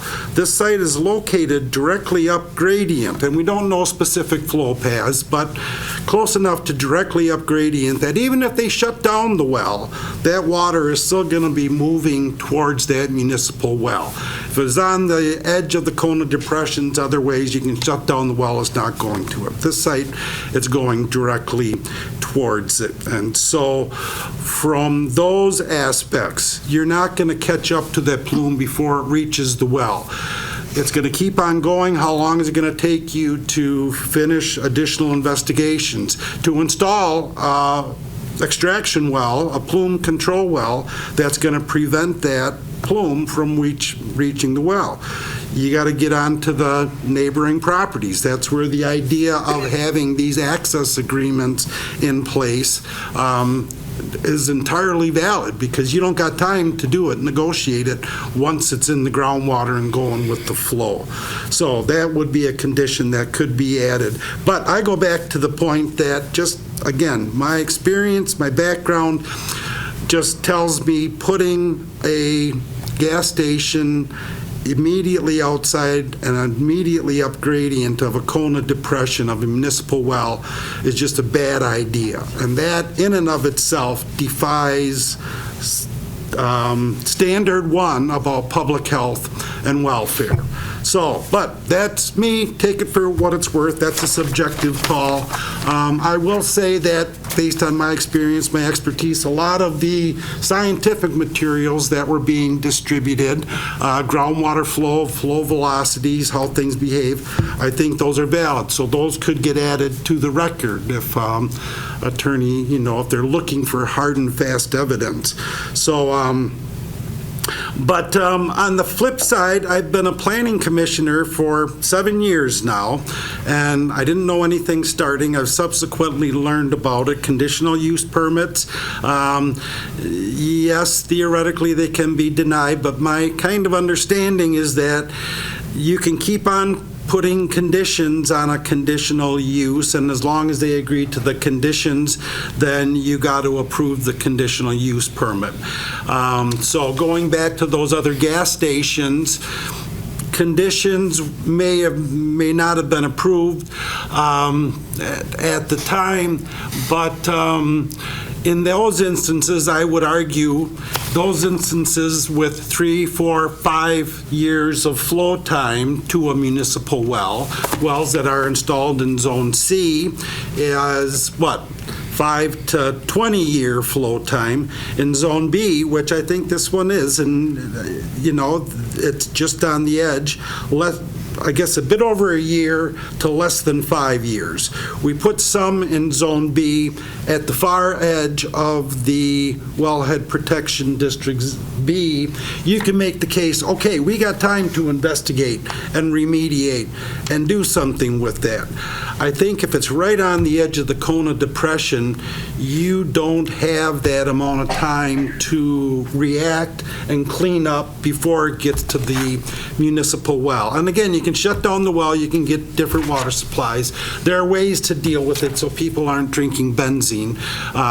But nonetheless, it's a problem, and it certainly could lead to drinking benzene. So that gets me to the Planning Commission aspect. We can make decisions on conditional uses. Zone B, okay, gas station, yeah, that's a conditional use. We all agreed to it, the council agreed to it, but I think they always said, well, it's a conditional use. You can put conditions on it, and if it does not comply with a conditional use, it can be denied. So going to some of those gas stations, which are on the farther edges of Zone B, you can make the argument that they're sufficiently far from the municipal well that they can be addressed if a release is detected. My point is that if it's just on the edge of that Kona Depression, you find out about it, you do not have time to effectively remediate the release before it gets to the municipal well. So that leaves us to a commissioner's perspective, subjective call.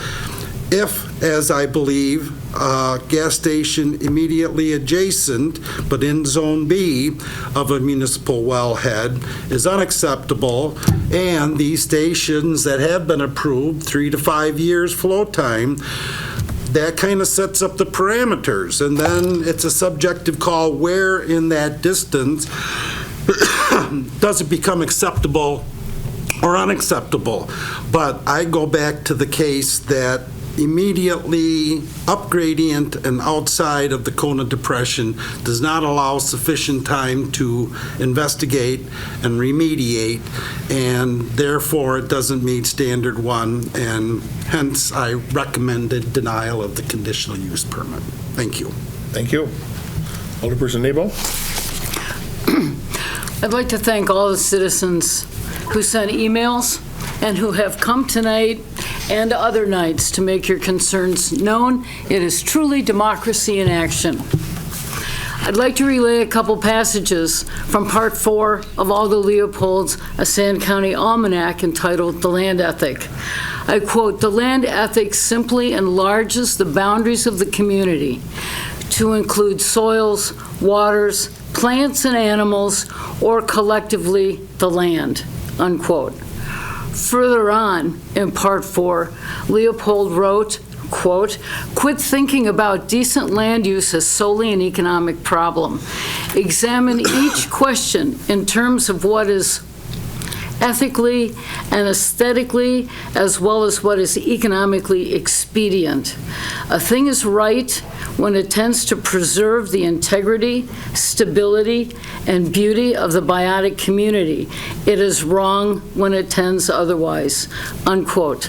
I believe these words go to the heart of the issue. How should we best perceive the soils, waters, plants, and animals if not a part of us? A person buys a piece of property zoned residential markets it as commercial, lines up a business, then comes to the city to change the zoning to accommodate an already determined use. Seems to me this was all done in the wrong order, and I, for one, feel like I've been played.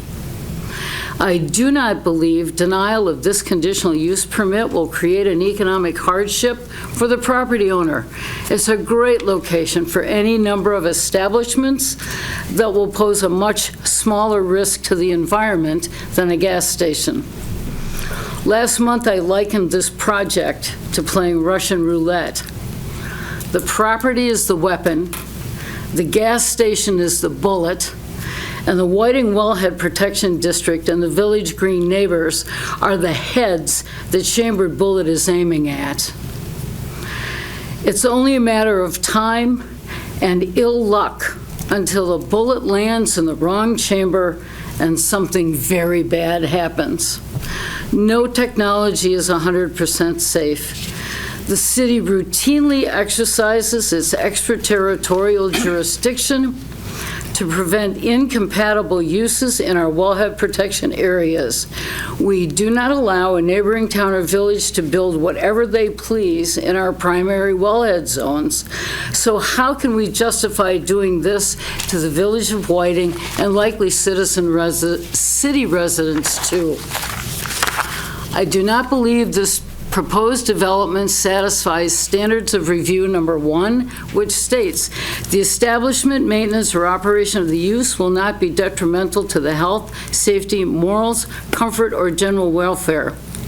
On the contrary, this project poses a real threat to groundwater safety. Let's see, I can't talk about benzene. The danger to groundwater and to the residents is very clear. Additionally, given the 24/7, 365 operation of normal gas stations in the city, I believe this will completely disrupt the character of the neighborhood, and this brings up another concern I have. Research shows a relationship between gas stations and lower residential property values. Therefore, I do not believe that standard of review 2, which states the use will not be injurious to the use and for the purpose already permitted, nor substantially diminish and impair property values within a neighborhood, is met. In conclusion, I do not believe the denial of this permit will adversely affect the property owner as much as its approval will adversely affect the health, safety, and comfort of far more people. This city does not need development so badly that we must approve this project. It's a great location for commercial development and, in time, something much better for the Wellhead Protection District, and the neighborhood will go there. I remain opposed to this project, and I'd rather wait for a true win-win. Thank you. Thank you. Any other commissioners? Okay, go ahead. Yeah, I guess just to voice some thoughts, because we all haven't been here long enough. We're almost halfway done. Yeah. This is an interesting project, and I wanted to bring up a couple points. One of the residents used the term inevitable, and I think maybe there's some good lessons in here collectively, because this does on some level feel like this was the inevitable end, right? And this did not happen over the last couple of years, right? Over the last 20 years, residents of the Village Green saw Crossroad Commons go in down the road, right? And add a lot of convenience to their lives, but probably started to add some traffic. And they saw an overpass go in over the train tracks. That added a lot of convenience to their life, but maybe added a lot of traffic, right? Those things contribute to the trajectory that kind of got us here. And I think you've all done well, and this city has done well to show, right? Like, that intersection has changed. Your surrounding area of the city has changed because of a lot of decisions that have been made, and many of which you probably, again, were either supportive of or, ambivalent to, and some of which probably have had a positive effect on your life. But we've gotten to this point where, goodness gracious, 20 years down the line, I live in a really busy part of town that is ripe for a Kwik Trip or something else. So there is this weird inevitability about this situation, and I think it just gets at the heart of the importance of, trying to peer through the impossible lens into the future, like, as best we can, in protecting the future as best we can. Again, we can't go backwards, right? And to the other point is, we can do something different in the future. The developer, Kwik Trip, they've pursued this with rules and regulations that are on the books right now, right? And they've asked for some changes to facilitate this, changes that were granted by the city council. So, and they've obviously demonstrated they're willing to go the extra mile here and really try to do quite literally everything we're asking of them. So I think that's commendable on them. I think that's commendable of the city. With all of that said, we are still dealing with, this one really, really unique piece of this project that feels like it's impossible to prevent completely, a really negative potential impact. And it's not, that's also, is that reasonable, right? I mean, any project could have a negative impact. So again, this is a really strange, a little bit strange situation. I echo, the amount of effort that the community has put in to this, the amount of effort that the developers in Kwik Trip, and the amount of effort that the city has put in, it's commendable, I think, and maybe some lessons to be learned here by all involved, and how can we do this better in the future, and pursue goals that meet everybody's needs. But again, just wanted to get some thoughts and comments out into the air. So thank you. Any other commissioners? Okay, I'm just going to kind of echo what Commissioner Rice said. Everyone has put a lot of time, effort, good research into this. This wasn't one of those things where I don't like this proposal and you should vote against it because of that. There are some very sound arguments. And honestly, I wish we had half of that when we go through the budget process or any of the other really significant things that the city does. When we have budget hearings, almost nobody shows up. So thank you all on every side of this, because this is the really good discussion that we should be having much more. Right now, we have a motion to deny the conditional use request to operate the gas station. If you are in favor of it, you will vote yes. If you're opposed to it, you'll vote no. And we'll see where that takes us. So, all those in favor? We should do I think we should do a voice vote, or let's see what happens. So, all those in favor of denying the conditional use request signify by saying aye. Aye. Aye. All of those opposed to denying the conditional use conditional use permit signify by saying no. No. Now, I see 4-3, so now we'll do a voice vote. Can you call the roll, please? Yeah, Weeza? No. Kneebone? Aye. Beacom? No. Rice? Aye. Shitty Strike? No. And Schuler? No. Was that correct in my count? Oh, sorry. It'll leave me out. Arnson. Sorry. Arnson. Yay. All right. We got 3 yeses, 4 nos. Okay, so the motion fails. That would open the floor for any other motions. I'll make a motion to approve with staff recommendations. Thank you. Is there a second? I'll second. Seconded by Schuler. Discussion there. Yes, sir. A lot of this goes back to, just is there a threat there or not? And just looking at, I do HAZWOPER, hazardous materials waste operations. I've done that for 35 years, and each year I go over this, how worker protection methods, and what's the number one method to protect workers, eliminate the threat. If it's not there, it's not going to happen. If there's not a gas tank there, it's not going to leak and impact a municipal well. So, option number 2 is substitute the threat.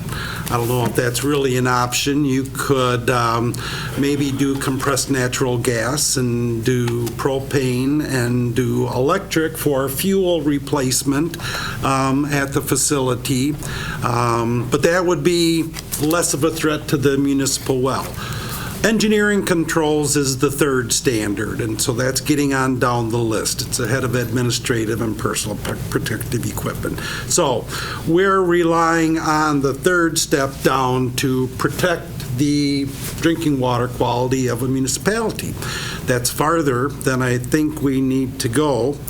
And again, going back to making determination as a planning commissioner, this is kind of setting precedents, not just for us. Anybody else wants to build a gas station just outside of Wellhead Protection Zone C. Town of Hull wants to build one out on 66. Can we say no? We've already set the precedent, I think, as a commission making that call. So this ties our hands. We got to let any gas station or dry cleaner facility or any other conditional use permit in that zone be approved, because we've demonstrated we can't use public health as a concern. And not only for our planning commission purposes, but all the rest of municipalities are looking at us. Whiting, Plover, Amherst, Portage County is looking to update their wellhead protection ordinances. They have gas stations as a prohibited use in Zone B. If we, Stevens Point, say it's okay, not only that, but you can put it right on the edge of Zone A, that sets a precedent for other municipalities are going to follow. Stevens Point is a leading municipality in there, good water and all that. I think it's a bad precedent for the Planning Commission to make. Thank you. I feel compelled to respond that it's not setting a precedent for everything. We have at least 31 conditions on this, and it was allowed. The council and the Plan Commission chose to allow it as a conditional use, which by very definition implies that there are ways that this can happen. If that is no longer the wish of the Plan Commission or the council, then you change the rules. But the rules today allow a conditional use. And these conditions are stronger than anything I've ever seen. Is it going to prevent it? Absolutely not. But it is about as close as you can get. If there were a Vegas odds maker, I think they would be okay with that. And that's what we have to do, working within the rules that we're given. Commissioner Beacom, did I see your hand up? Yeah, so I would just add, I have tremendous respect for Commissioner Arnson, especially for this topic. But, I'm looking at this, and everything that comes across this poses some degree of risk. This is unique in that the potential impact could be much greater than any other risk we look at, but everything is about risk and then mitigating risk. And to the point of eliminating risk, the Titanic got brought up. We didn't stop building boats.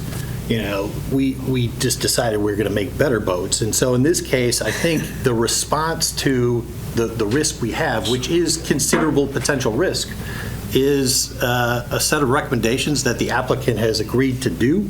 That is what the statute states, and I think that in itself is a good potential precedent for future, but if the option is doing nothing, we would never build anything, because everything has risk, and every topic we have that comes in front of us, the people that speak out against it, it's the end of the world. This is something that has a potential impact that could be worse than any of us could dream. But what's the likelihood of that? I don't know. I don't think that it fits with the inevitable, but I do feel like what we've done to try to mitigate that with Director Lemke and with our staff here is above and beyond what anybody else could expect. And I do feel like in this, the applicant is in their right to put in this request, and our job is to review it and put the conditions that are appropriate. Thank you. Any other commissioners? Go ahead. A lot of talk about preventing things going in the groundwater with all these monitoring wells and the double-lined pipes and tanks that are secure. But what happens if somebody runs into the truck when it's filling up the tanks and you dump 4,000 gallons on the ground? That's going to be everywhere before you can do anything, and there's not a whole lot that the monitoring wells are going to help in that regard. You can't, if it was any other piece of property in the city, it wouldn't be an issue. But it's the uniqueness of this particular property makes this a really bad idea, in my opinion. I mean, a car could hit a gas truck in that location now. And I said it. I mean, you got I-39 right there. There's absolutely there's vehicles that transfer, and gasoline is probably one of the lower end poisons that are transported on that interstate. Accidents can happen, and they do all the time. Our job in this case is to try and mitigate those as best we can. I think we're going to do a roll call right off the start here. The motion before you is to approve the conditional use with staff recommendations. If you are in favor, you will vote yes. If you are opposed, you will vote no, and I'll have Adam call the roll there. Weeza? Yes. Kneebone? No. Arnson? No. Beacom? Yes. Rice? No. Shady Stripe? Yes. And Schuler? Yes. 4-3? 4-3. 4-3, the motion passes. This will go to council. This body is advisory to council. That will be in 2 weeks.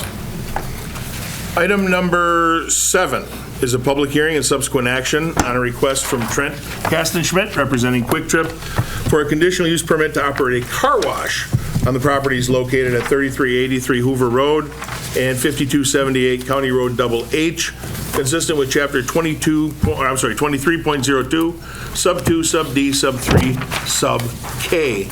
Adam? Yeah, we're going to have to go down that one? Yeah. All right, I guess I'll keep this short and sweet since I think you folks, as a commissioner, are generally familiar with the proposed site design. The car wash would be situated on the west end of the proposed structure.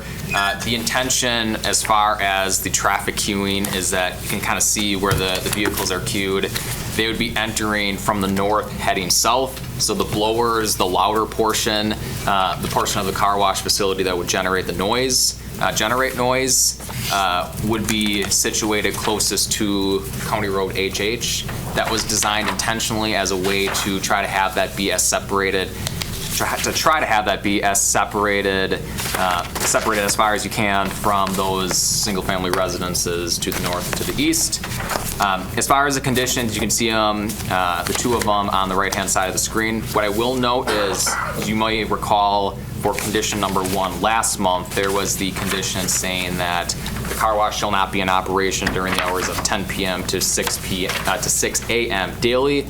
The applicant, after the January Plan Commission meeting, has since revised that condition from 10 o'clock down to 9 o'clock. So car wash would not be in operation from 9 p.m. to 6 a.m. daily as a condition of approval.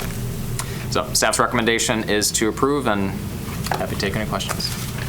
Before we open the public hearing, any clarifying questions from the commissioners? Yes. I have one question I just actually thought of, or I would have mentioned it earlier in the day, and you may not know the answer, maybe Logan does. Is there anything in the ordinance to prevent someone from starting construction work prior to, say, 7 or 7:30 in the morning? Or is that just sort of? No, we have a noise ordinance. Now, generally speaking, contractors won't start before 7 a.m. or so, but we've had complaints where they start early. There is no hard and fast rule on when people can start, but we do have a noise complaint. So if there is a noise complaint, let's say at 6 a.m. someone's running a jackhammer outside your bedroom window. Or blowers in a car wash, or blowers for at a car example. wash. The complainant call the police department. The police department would go there, determine if it is too loud, and then ask. The hours of operation are consistent, if I'm correct, with the one on Church Street that's adjacent to the Holiday area? Yeah, right? for a lot of car wash facilities here in town. I mean, the Tsunami Car Wash, I think that was the last one you folks reviewed. That has the same hours of operation limitation. The Tommy's Car Wash on the north side of town, there's a lot of them in town that have that same hours of operation restriction. Okay. And the reason I was asking, though, is because that one I know is adjacent or across the street from a heavily residential area. Yeah. I think the one on the north side by Division has a couple of houses there, but I don't have any complaints that I'm aware of from starting too early. Just curious. Yeah. Does that help? Yeah, I didn't know if we had something hard and fast. I think perhaps we should. Yeah, well, we can talk about that because we've talked about that Later. before, and there's lots of variables that come into play there. Yes, sir, Commissioner Rice. Just to confirm, the commercial use permit is required as part of the B4 zoning or the wellhead overlay? Great point. So the car wash facilities are conditional use within the B4 district. It is a permitted use within the wellhead protection zone. And I believe it's a conditional use in B4 because of light and noise considerations. Thank you. All right, we'll declare the public hearing open. Anyone wishing to offer testimony on the car wash, please step to the lectern and provide that testimony. Lynn Markham. I just have a question based on what Chris said about after going through some settling ponds, the water goes in the ditch. What is Kwik Trip using? Are you using cleaners that contain fluorine? PFAS is 8,000 different compounds. So an easy way to measure whether you've got PFAS is, do you have fluorine in any of your cleaners? So I think it would be good to have a list of whatever you're using in the car wash, whatever chemicals it is, so that we can see if there's fluorine in any of them. And that should be updated, annually, because things might change. Where are they stored and what kind of containment? Okay. Thank you, Lynn. And I'll offer the applicant time to answer that question after the public hearing. Public hearing is still open.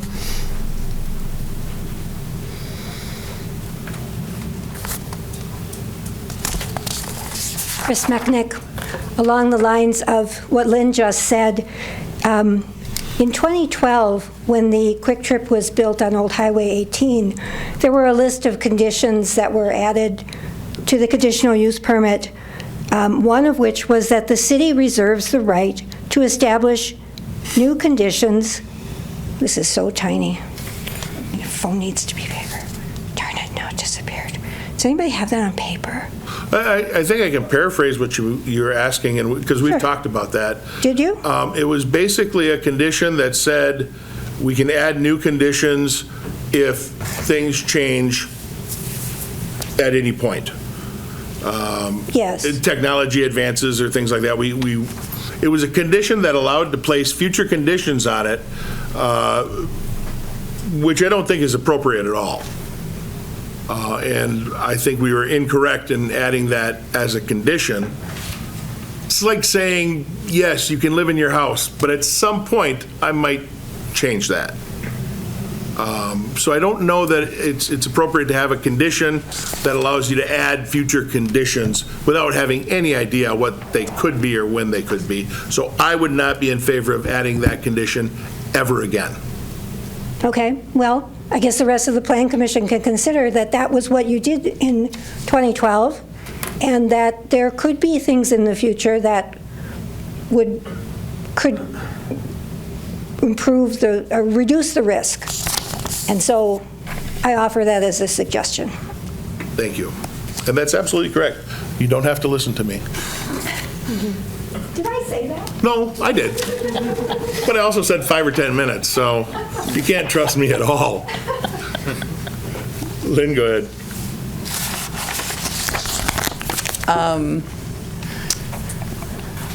I can see a little bit of each side of this.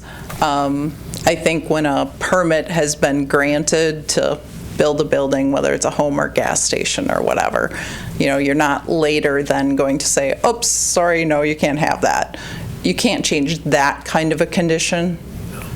But a condition that's related to what chemicals you're using on site, I think we should be able to change something like that. Or how those chemicals are treated before they go in the ditch. We're not saying we're taking away the use. We're saying we want you to operate responsibly so we don't end up with PFAS where we don't want it. Yeah, that's a really good point. I can see that. Public hearing is still open.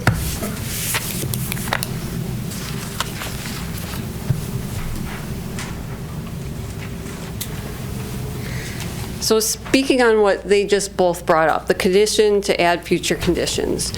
So when you, let's just say you have a home occupation and you're running that just fine. Well, then you get some complaints and then you do zoning board of appeal case, you end up winning, but one of the conditions that they say then is that, well, we deserve the right pretty much if anybody puts in any complaints about you, or if we feel that you might be doing something a little bit different, we can bring you back in again and tell you that you can't be doing that because we feel that you might have changed something. So it would be like if they're changing the type of chemicals that they're using.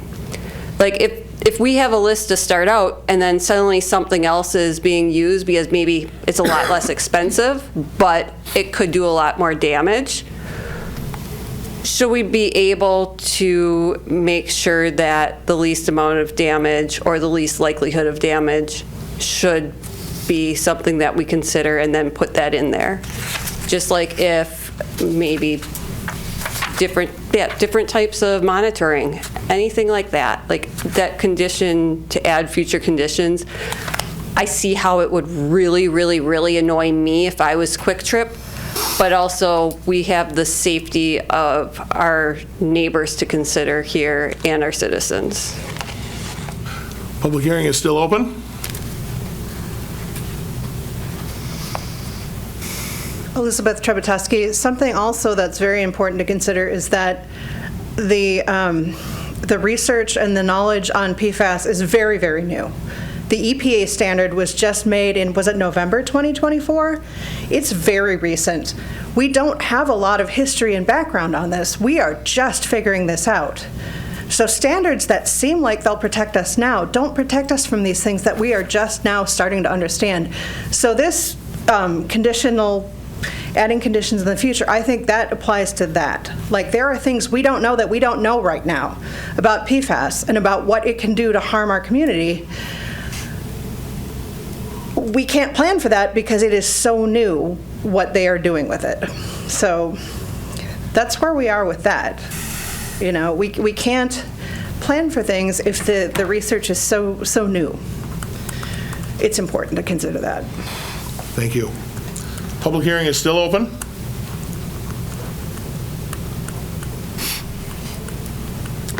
Savannah Hebier, 52724 Circle South. So I don't want to argue about how much oak wilt was in the wooded area that was clear cut. What I know is that the public nuisance statement required the removal of only 4 trees. The evidence shows vegetative buffers are the most effective barrier to benzene exposure, which comes from vehicle exhaust, fuel vapors, and idling traffic. What is the rationale for resisting a clearly defined enforceable requirement to mitigate this? Kids are especially vulnerable. So I'm going to tell you about some of those kids. My daughter drew this. She's new to writing. I don't know what it says at the bottom, but this is the world. And it's green and blue, not brown. Actually, if you hold it upside down, doesn't it say world? Maybe that's what... It's been a while since I've spoken toddler, but... I know. Well, yes. That could very well be what it says, is world. But she has been telling everyone about these meetings and about groundwater. 5-year-old is talking about groundwater and water safety. And she lives on Forest Circle South, so right up against the development. 2 doors down, one of her best friends, Alice, lives there, along with her 2 siblings. They regularly make each other friendship bracelets, and we have to walk them back and forth to houses to deliver them. Across the street, 2 boys who are constantly outside playing baseball that I know in the summer, when I turn down that street, I gotta slow down because those kids are they're pros, and those balls are going everywhere. The next house down, there's a newborn. Okay, she's probably not a newborn now. She's like 8 months old, but she's a newborn, who has trouble sleeping still. She's still going through her sleep issues. The next door over, a girl whose parents were not here tonight because she was receiving the highest scouting award for her age. Next door to that, another new baby, born very close to the other baby who we introduced at our block party as your future best friend. She has received plenty of hand-me-downs from Tilly that I cannot wait to see her walking around and wearing some of my favorite outfits of hers. And then further down, there's 4 boys who live down the street, who the youngest is just old enough above my daughter that when their parents put out some free items on the road, they are the perfect timing for us to walk by and collect them. And that is literally just on the stretch of Forest Circle South from Hoover to Iris. So those are the children. I don't want to move. One of my daughter's best friends is 2 doors down. Children live here. And sorry. The science is really clear. Vegetative buffers provide the strongest protection against benzene exposure. And those protections should be required. If approval occurs without such conditions, I respectfully request that the Commission and staff explain for the record the rationale for not requiring it. Thank you. Thank you. Sounds like you got a really great neighborhood, too. We do. Public hearing is still open. Public hearing remains open. And for the 3rd and final time, the public hearing is open. Seeing and hearing no one else wishing to speak, I will declare the public hearing closed. Bring it back to the commissioners. Commissioners, this is a request for a conditional use permit to operate a car wash on the same properties with a couple of conditions that staff has recommended. Thoughts, comments, or a motion? I really appreciate Lynn's bringing up the idea of knowing the chemicals on site. And I'm trying to wrestle with how to make that into a proper condition. Let me pause right there, Commissioner Schuyler. I'm going to give the applicant an opportunity, if you're willing and able, approach the lectern and tell us what kind of chemicals you're using. Kevin Nestigan, Kwik Trip Environmental Manager. We fully recognize PFAS as being an emerging contaminant. It has been for numerous years now, several years. And Kwik Trip has been approached by many municipalities to provide the SDSs of our car wash cleaning chemicals, which we have done, and we have verified that we are not using any PFAS in any of those. We absolutely would not, because we know they are a very they are a contaminant of concern that we take very seriously. So we have confirmed with our suppliers by providing SDSs to municipalities in the past, and we can here as well to confirm we absolutely do not use PFAS in those. So thank you very much. Question for the city attorney.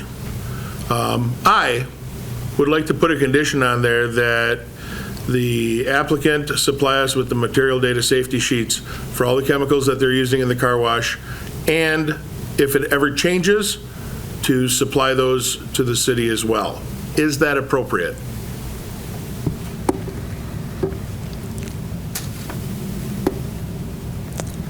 Well, you remember what I said about not necessarily wanting to share potentially confidential legal advice in public. A question I would ask, Joel, does the groundwater protection overlay, any of those districts, call out car washes for any particular treatment? For any treatment, what do you mean?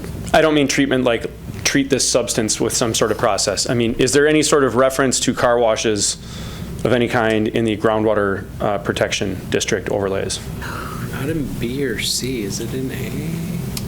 I'll look real quick. Well, and are we using this as a condition because it's groundwater protection, or no? Is there another reason? This one is the car washes. Not a quick control F. There's no reference of car wash in any groundwater protection zone.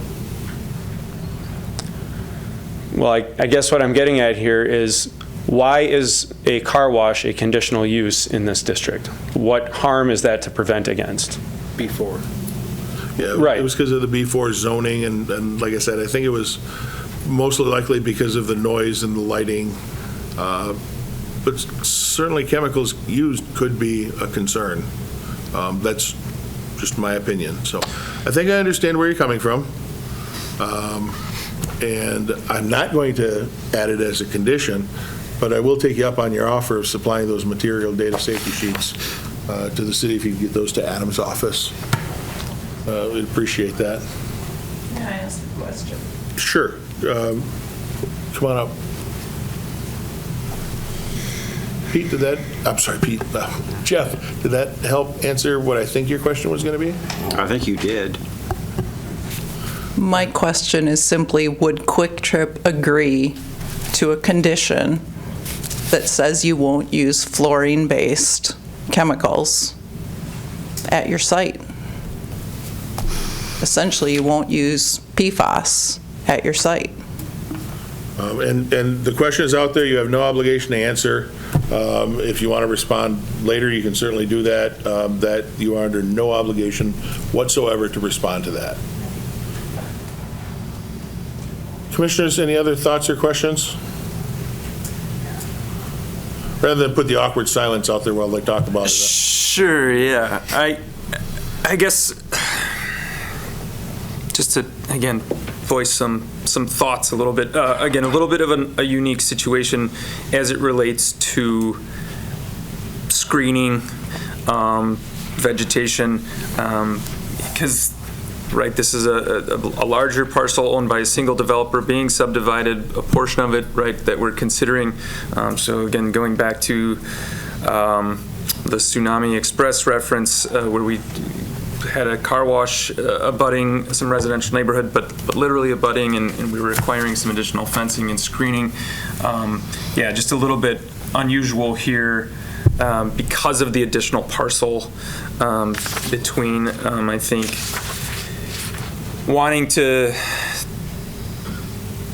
provide some level of assurances for the residential neighbors to the north that there will be some screening. And I think one of my kind of personal hesitations around some of this development in general was the absence of development plan on the other parcel, obviously wanting to open it up and have some flexibility, understandable from a developer's standpoint.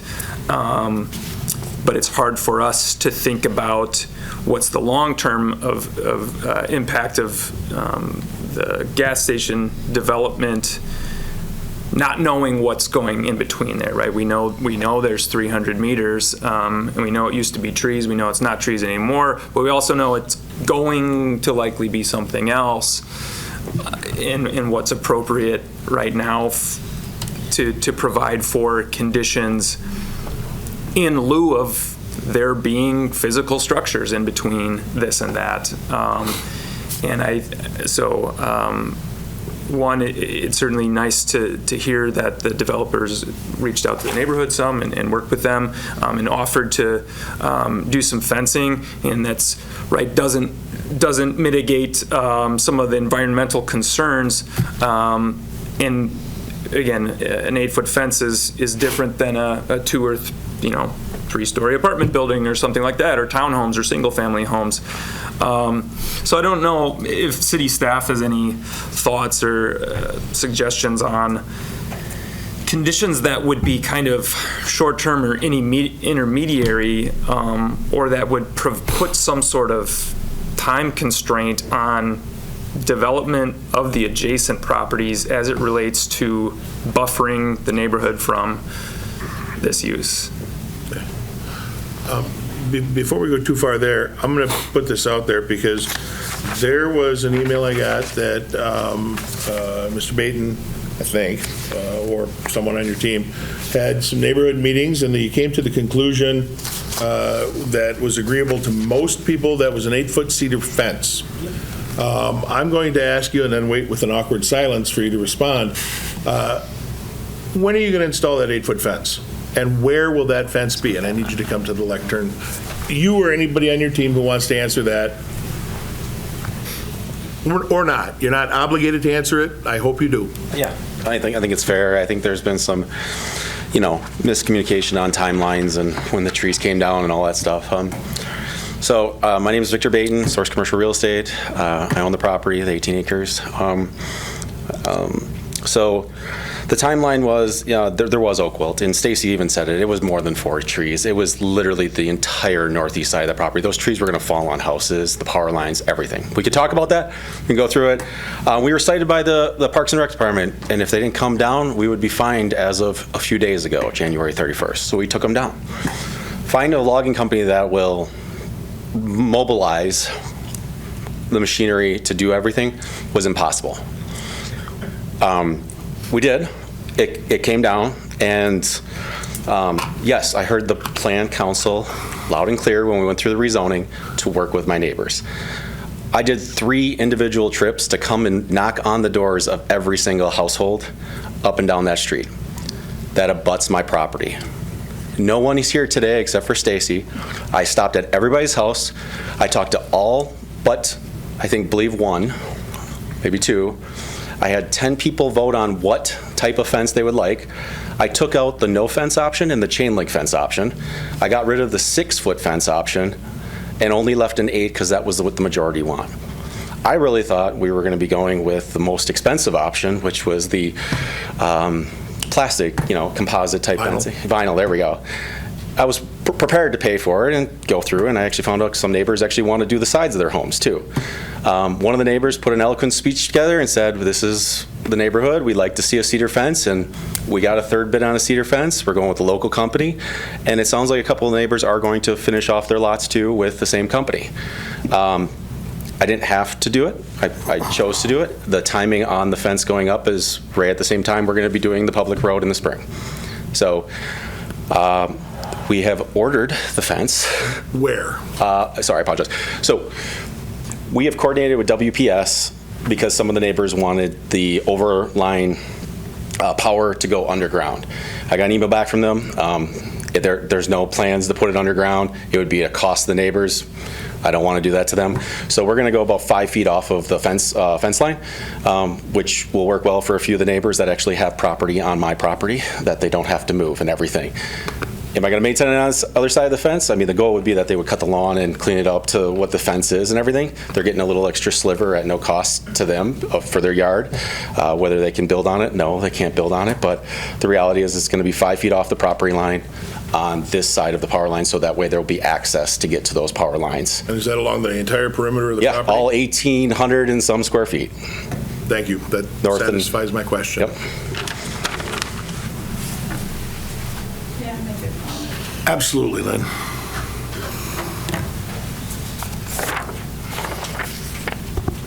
I'm fine with the fence, whatever.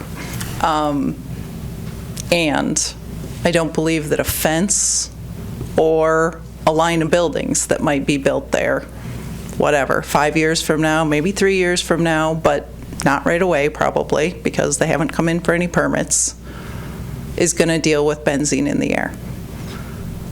If you're serious at all about public health, take Savannah's suggestion. I had no idea that a 100-foot buffer, and she's asking for 50, half that, would be effective in removing benzene. I assume it's because of the trees and how they can absorb some of this, either absorb or adsorb on the surface or absorbed. Provide some protection for the neighbors. Thank you. Any other thoughts, commissioners? Go ahead. Yeah, I agree. I think there's got to be a vegetative buffer. The fence is just not going to do it. Evergreens that are going to grow tall enough, and it's somewhere along Norton Way, I guess, unless you want to put it back where you cut everything down in the first place. That would be a good place to put it, along the property line. Do a nice berm with evergreens that are going to grow tall and stay green all year long and continue to filter the air. I think that I would like to see that added as a condition, that instead of a fence, or put a fence somewhere down at the other end where people might want a fence, but along where the fuel pumps are and the car wash, all that should be buffered by a berm with native vegetation that is going to live and thrive and do what it's supposed to do and remove pollution from the air.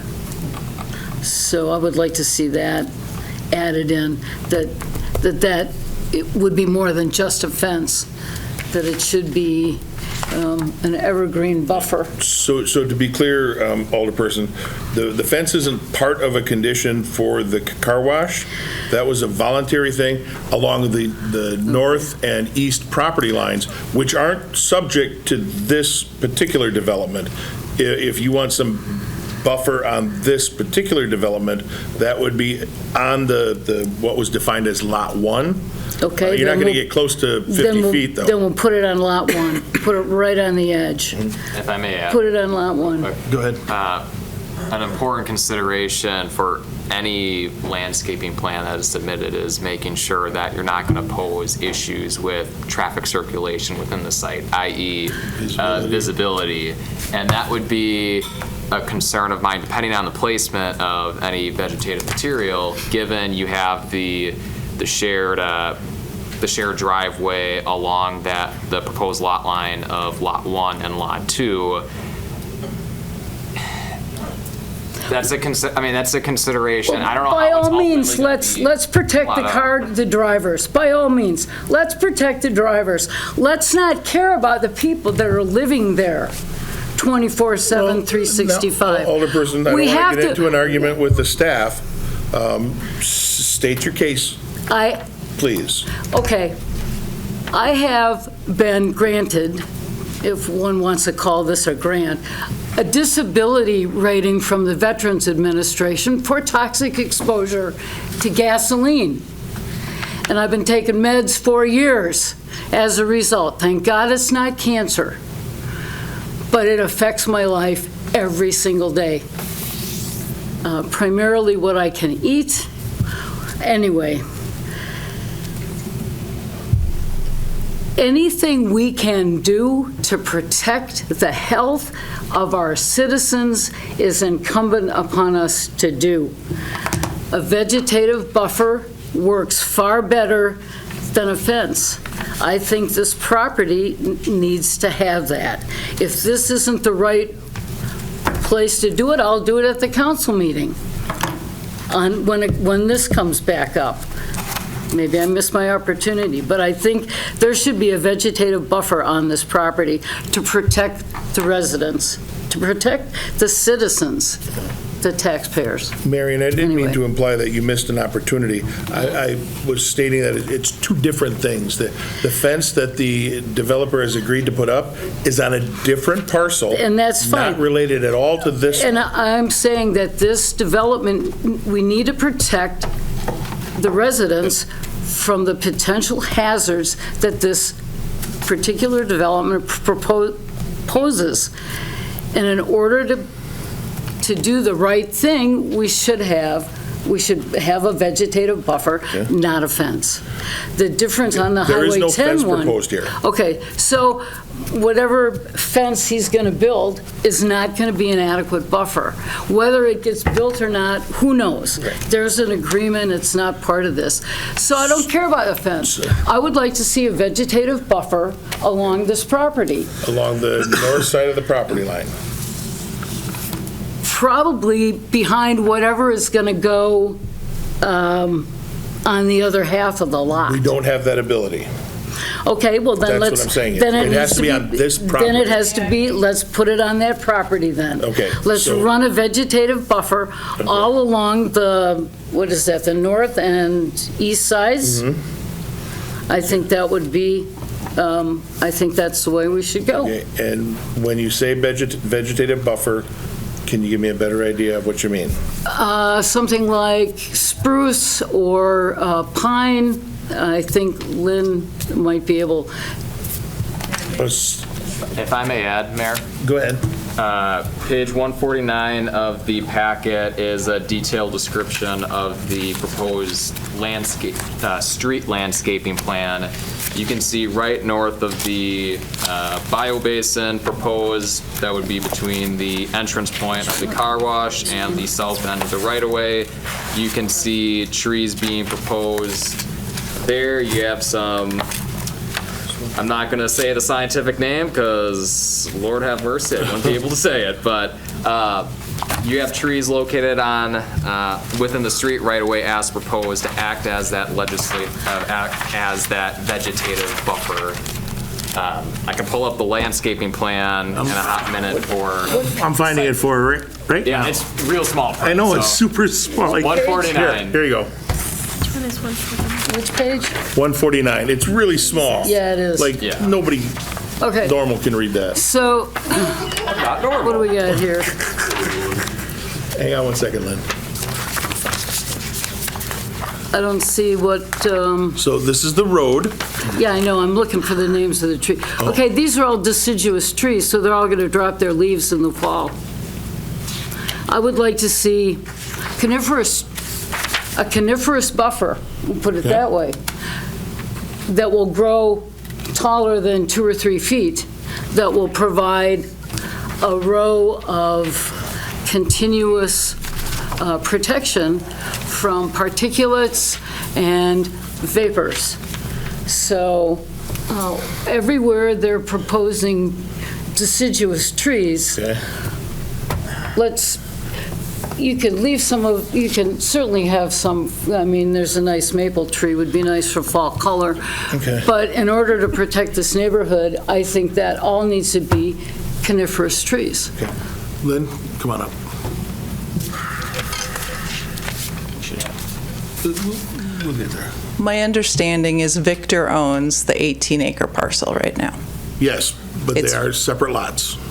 Will be. And he owns them. Yes. So we can't require any owner to put something on a lot that isn't the lot in question. Does that make sense? I'm not against what you were just talking about in terms of trying to change the trees that are on Lot 1 in order to provide more buffer. but that's nowhere near sufficient. What it takes to deal with benzene, perhaps PFAS as well.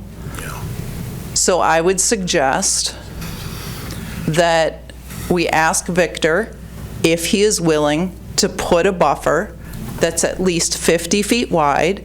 And if you read the paper, and I'm not an expert on it, I'd have to reread it, but it's evergreens, yes, but it's also 3 layers because you want it to act as a wall of vegetation. So it needs ground cover, it needs shrubs, it needs evergreen trees. And 50 feet deep, not a line of trees, but 50 feet deep so that it will actually accomplish protecting the kids and the adults. Mr. Chair? So that could be done via a deed restriction on the other lot. Mr. Chairman? Sure. We don't have go ahead, Jeff. I was wondering if I could ask Lynn a question. Yeah, that is okay with me if it's okay with you. Yep. We're talking about a lot of stuff right now.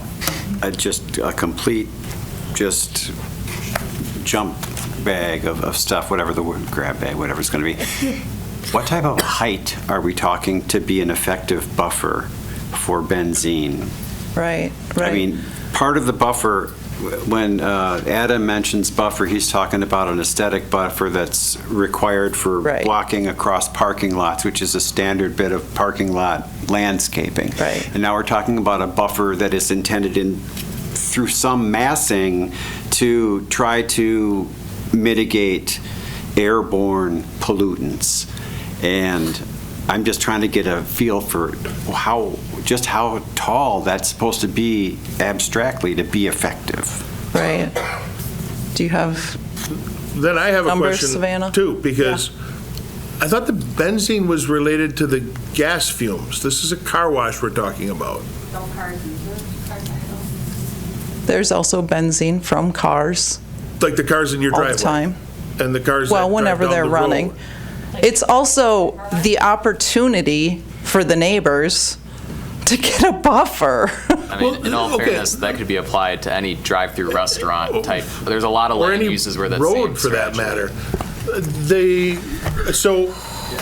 If we could start we with have the ability to change this if you choose with the landscaping. I would submit too that if there's going to be a fence put up 5 feet off the property line, any of the residents could put at least a 5-foot buffer of whatever they want, provided the property owner is okay with it. I don't know why they would say no, but 5 feet isn't going to get you what you want either. But Correct. It's more than nothing. It's totally watered down. We don't have the ability to put a condition on property that's not under Correct. the conditions. But you can ask the current landowner if he will put a deed restriction on it that includes a 50-foot buffer that would be effective, or at least somewhat effective, at reducing. Sure, we could do that, but we have no means of enforcing that. Mr. Chairman? There's nothing we can do to require that. He has the ability He does to put have it the on. ability to do it voluntarily, but we can't require it. Commissioner Schuler? Right now, we're talking about a term that is completely not defined, and I think we'd have a better way to get at the conversation if we knew exactly what we were talking about. And in terms of, ultimate height that it needs to be, and acceptable planting. I mean, if we're going to go down that road, we need to understand how that can be achieved, right? I agree, First, Jeff. what's the end state need to be to get at mitigating pollutants? Right. And then, is there a feasible way to accommodate that, either through condition or just on the ground? Because right now we're just talking past each other, talking about buffers in 2 different ways, and we need to define what we're talking about and then figure out how realistic it is. There's no whiteboard here. I was going to say, you're looking for a whiteboard, aren't you? If we went back to where it shows the 3 different lots, I could at least point to what I'm talking about. I can maybe make it a little bit. And then the quicker we Here get for to ya. the massing of it, the better, to understand what it actually would be instead of the location, along with the What I location. was proposing in order to achieve 50 feet, something meaningful Of to depth. health, was along the east and the north edge Of Lot 3. of Lot 3, correct. So where the fence is intended to go now, we're not talking about fence versus that, but, Fence and that, or... no, that's what I'm saying, we're not talking about Yeah. the combination of that, but that's that location, right? So then, at that location, what would be seen as the buffer, right? What is, and when I start with height, because we're going for depth, we have an idea for depth, we need to understand the height to just know what we're talking about. So I am not a vegetative buffer expert. In the research that I've done, 20 to 30 feet, and at maturity, 40 feet. That is not going to happen overnight, obviously. I will say, I would be curious, at the end of the last meeting, Mayor Wiese, you asked that Adam look into the vegetative buffer, and you asked he asked you specifically, well, what are you talking, like, what are we talking? And you said, well, lighting and sound and, all that. So I'm curious what you found in the research that you came up with one row of trees being sufficient. Okay, thank you. Alderperson Nebo, I'm going to go back to your suggestion of the vegetative buffer. If there is a condition that you want to add that replaces what? It would probably. There was a chat that popped up, but I didn't see it, so we'll grab it later. So I want to make sure that you understand. I mean, we've got driveways in here. That it's not going to be a solid wall because there has to be ingress, egress. If you want to change them to cedar or some sort of year-round tree or shrub, we can do that. We just want to make sure that we're also cognizant of the council's adamant acceptance of the Vision Zero to make sure that the roadways and entryways have proper vision. So with those in mind, what are you suggesting? You could put it on the north side.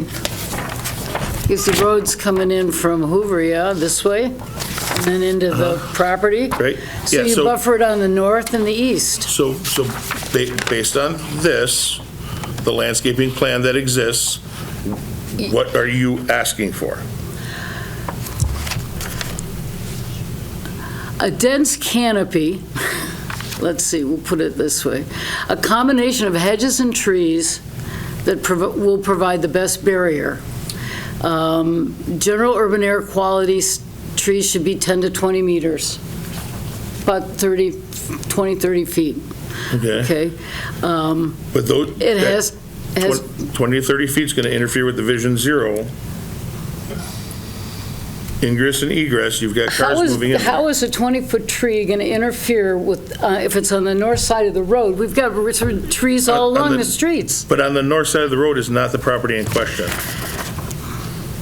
The north side of the road is a different lot. All right, well, then we'll put it on the south side of the road. That's what we have the authority to do. Okay, But put it that on the you've got- south and the east side of the road. You've got 3 ingress egress locations, if you look on Okay. the site plan. And if you're going to put 20-foot shrubs adjacent to that. No, we're not putting 20-foot shrubs, we're putting 20-foot trees and smaller shrubs, like 2 or 3 feet on either side. You can put the shrubs on the back side, put the trees on the front. Okay. It doesn't have to be.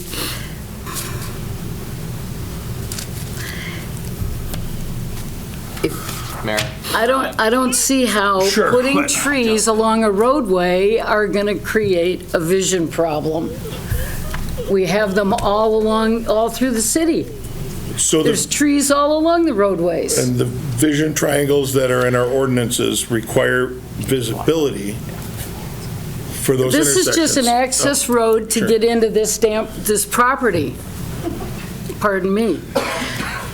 It's not a major roadway. So only It's major just roadways as an require acce- the It is vision triangle. just an access road. It's a city street. Go ahead, sir. You're going to put Just- trees on either side. Isn't that interfering with the vision triangle? I mean, come on. No, the trees have trunks, then the Yeah, and leaves are up here. well, and so do evergreens. And they're not completely solid. But the- I mean, I've got 3 huge ones in my backyard, and I can still I'm not gonna see argue through about the that. branches. I mean, Well, then come it on. doesn't provide much of a We buffer, are- does We it? are, yes, they do. Okay. A lot better than a tree that drops its leaves. We're gonna So go I ahead would and like let to you have see the all floor. the, Thank you. anyway. Justin Frame with JSD Professional Services. I'm also a registered professional landscape architect in the state of Wisconsin. We respectfully ask for any conditions of Lot 3 being subject to a separate application. Obviously, there's been a fence proposal that's been stated. We understand between land uses per ordinance, there would be screening requirements that would be required to meet either be a fence and/or landscape. Likewise, within the public right-of-way, I just want to note we have a 4-foot terrace within the public right-of-way, which is a pretty typical standard terrace width that's been designed. We have stormwater management within the public right-of-way. We have vision triangles on the corner. We've done extensive studies for tractor trailers to utilize that intersection that will be required of basically 80 to 100 foot distance from Lot 1 extending back to the west. And then likewise on Lot 1, we do have extensive landscape and vegetation on that lot. However, that lot is not subject to a buffer per ordinance, given the commercial land uses. So we'd respectfully ask for any conditions being placed on Lot 3 to be part of a future application for Lot 3. Thank you. Alderperson? Do what you want. If you You're have- going to do what you want anyway. If you have a motion? No, I don't have a motion. All right. Well, actually, I do. I move to deny. I will move to deny the permit for the car wash. Thank you. Is there a second? Due to a lack of second, the motion fails. Yeah, figures. Any other thoughts? I know we've gotten way further out there into the weeds. Going off again. Your alarm is going off again. It was earlier too. My alarm? White truck out there? Yeah. Yep. Yeah. Someone's messing with my truck. Have to look at the cameras maybe. Someone doesn't like it. Squirrel. Could be any number of things. Could be faulty wiring. I have no idea. Or maybe my wife's setting it off remotely to remind me dinner's ready. Sorry. Again, we've gotten way too far into the weeds, no pun intended, on some of this stuff. Commissioners, if there's some additional conditions you want to discuss, let's do that. Is it mine? Yes. Why? What is it going off? If I can't shut it off from here, I'm not turning it on from here.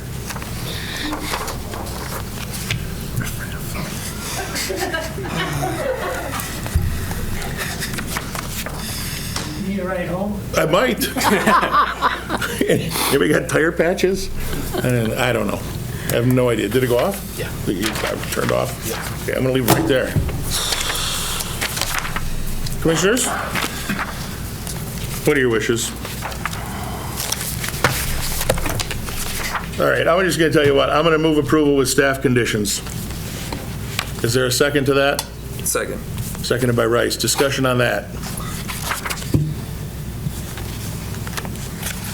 All those in favor signify by saying aye. Aye. Any opposed? No. Get that noted? Yep. Thank you. I lost my agenda. Thank you. Should be what? We are now under item number 8, which is construction public hearing and a request from Trent Kastenschmidt representing Kwik Trip for a conditional use permit to construct an off-premise sign at the property located at 3383 Hoover, consistent with Chapter 23.02, Sub 2, Sub A, Sub 3, Sub J. Oh, now I got it.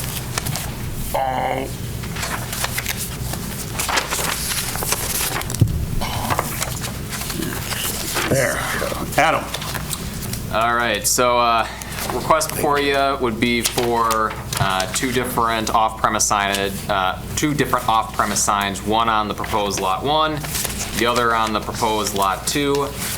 Really the crux of what off-premise signage is by definition is if there is messaging material, say for a business that's being displayed on said sign. However, the business or establishment use that's identified in that sign is not located on that same parcel. What that basically means is, so I'm going to start with the Kwik Trip parcel as being proposed. You can see the messaging material of both Kwik Trip and the Pet Supplies Plus store. Kwik Trip is located on that parcel where the sign would be located. Pet Supplies Plus would not. By nature of the off-premise signage regulation, by the nature of our off-premise signage definition, that would be considered an off-premise sign because of the Pet Supplies Plus messaging material. Same rhyme or reason for the other sign, just inverse.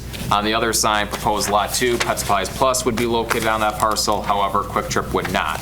Because Kwik Trip is identified on that sign, that would be considered an off-premise sign. Within the off-premise signage is a little bit funky in that it's regulated both by our sign code and our zoning code. For our zoning code, there's some standards as far as proximity of said off-premise sign relative to whatever business is being identified. Specifically in our zoning code, a quarter mile distance is required. This falls well under that quarter mile separation. Proposed signage does meet our signage regulations. There are a few conditions shown within the packet. First being that it has to maintain vision triangle requirements. Again, this is basically stating that there has to be no obstruction of any object, landscaping, etc. within any street intersections to promote that visibility. Number 2, that the proposed CSM would have to be recorded first before any sign permits would be issued for this. Number 3, again, that a sign permit has to be obtained before you start construction. So, and then the 4th, just the common one, that staff has the ability to approve minor amendments. So if there's a change in design, let's just say, it would grant staff that flexibility to do so. Staff's recommendation is to approve, and again, happy to take any questions. This is also a public hearing, so before I open the public hearing, are there any clarifying questions from the commissioners? Commissioner Rice. Sure. Just wondering about the animation. Do we have frequency? I think it came up last month, concerns about that specifically at nighttime. So what's the kind of frequency, and is there controls, the ability to control basically the animation, like time-based controls? Yeah, so by definition in our sign code, any messaging material can be scrolling, it can't be flashing. Beyond that, it doesn't define, say, what interval constitutes flashing. I mean, I can defer to, I don't know if any of the Kwik Trip reps know offhand what the, how long one messaging display would be on before it transitions to another, but at this point, based off of the material set, it would be considered more of a scrolling sign, not a flashing sign. Yeah, scroll rather than flashing. Okay, we'll open up the public hearing here. Anyone wishing to offer testimony on the request for an off-premise sign, step to the lectern. Alicia Screenis. I do have a question. Is the orientation of both of those signs going to be so you can see it from the north and the south? Do we know at what orientation? Because I'm assuming they're both double-sided, right? We'll have to answer the questions after the public hearing, though. I would just ask if there's any way, if the signs are facing, if the one in the southeast corner, if that is facing north-south, if there is any way that the sign could be dimmed on the north side during overnight hours. My house is, I think, the only two-story house in the neighborhood, and you will be able to directly see Kwik Trip and their 20-foot sign from my kids' bedroom windows. So I'm very concerned about that. So I was just curious if there is a way that that signage on the north side, if it is facing north towards the neighborhood, be dimmed or lowered during the overnight hours. Okay, thank you. Public hearing remains open.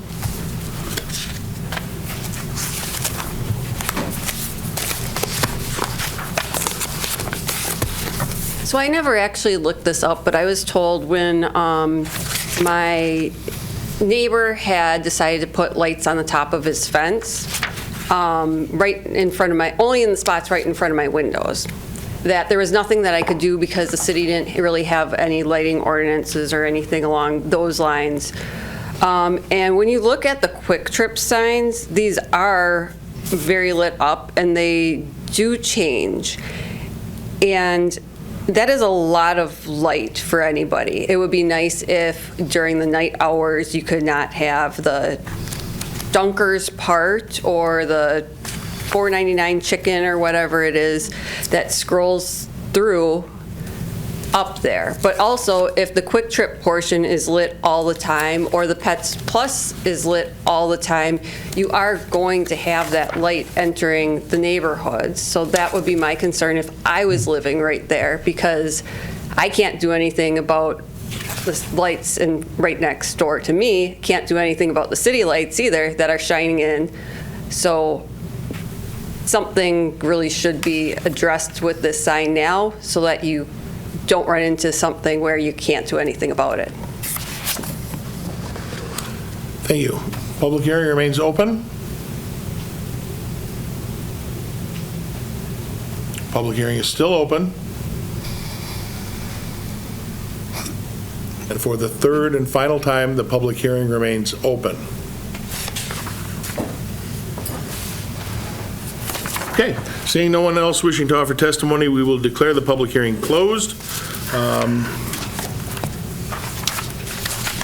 As far as the question that was asked about dimming or turning off the area that would be facing the residential, probably doesn't do a whole lot for advertising either.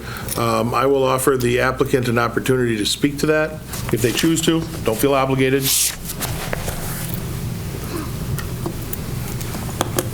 Mr. Mayor, members of the Planning Commission, Scott Tigan, Vice President with Kwik Trip. The sign along Double H will be facing the east-west traffic. So the traffic's this way, the sign will be this way. So will not be facing north? No. Okay. The one you were asking about? The one on the west side will be addressing the north-south traffic. Perpendicular. It will be... Both signs will be perpendicular to the roads. Per the main roads. Yeah, so very unobtrusive to the neighborhood. Thank you. Yeah. Commissioners?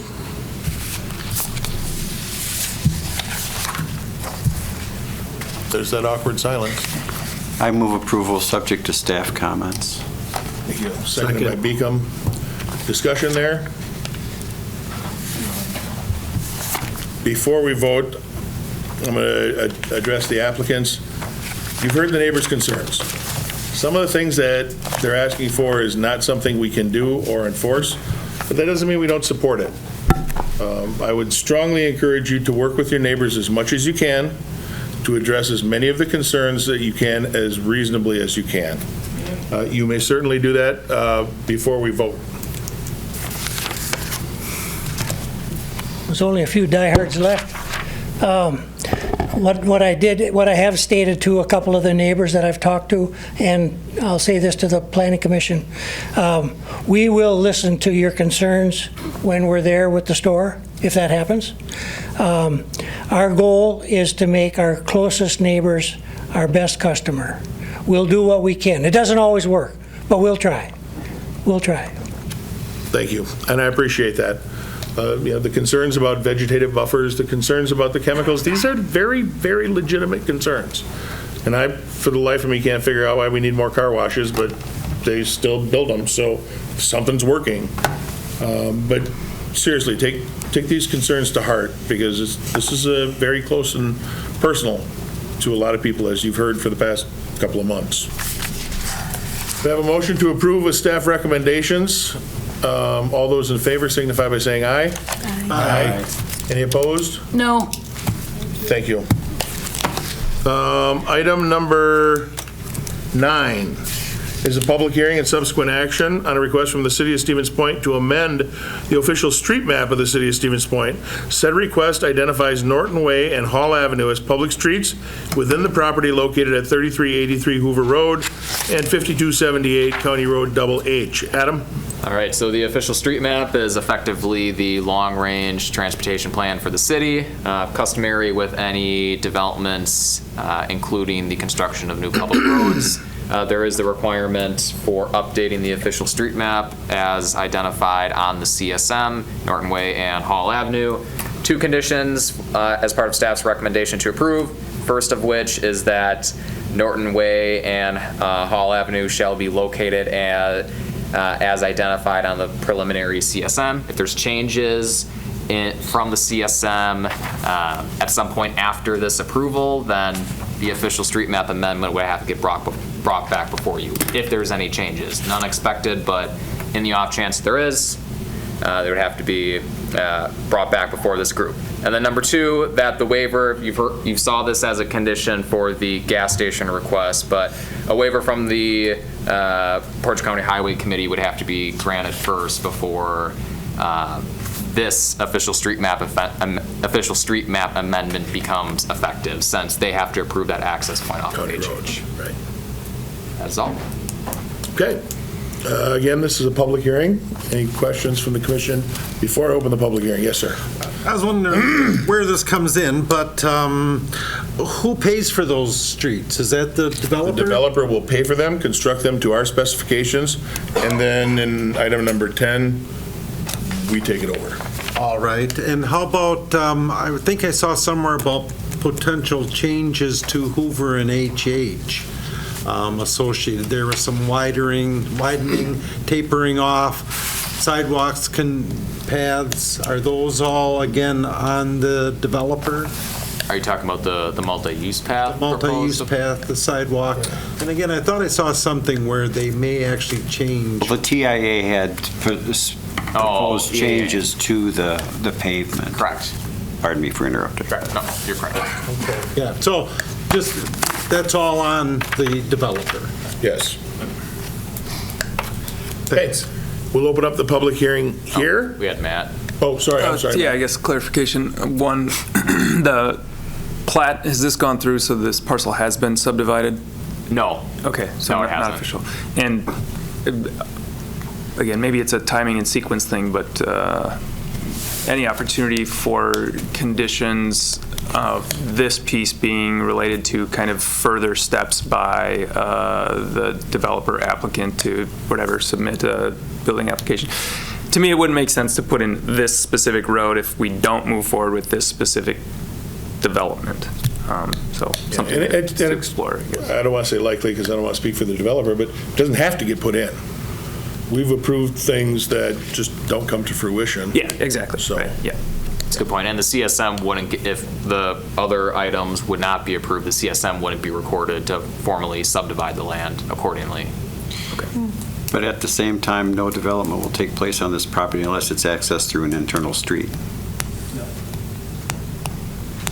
Okay. Yeah, I didn't think there was any access. Requirement. I didn't think there was any access allowed on HH. We don't have that information yet. That's what Adam said. The County Highway Commission would have to still approve that. All right, access. that was my understanding. Thank you for clarifying. Okay.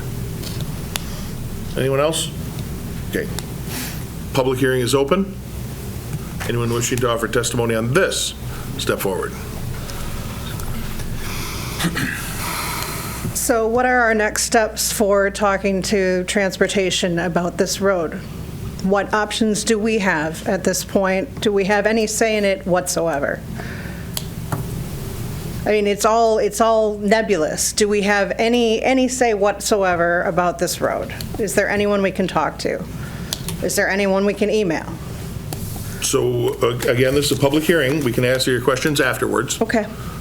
But during the public hearing, we just accept testimony. Right. That is my question, because it's important to have as much information as possible and as much input as possible, because it will affect all of our lives for the rest of our lives, because we are not moving. Thank you. You're welcome.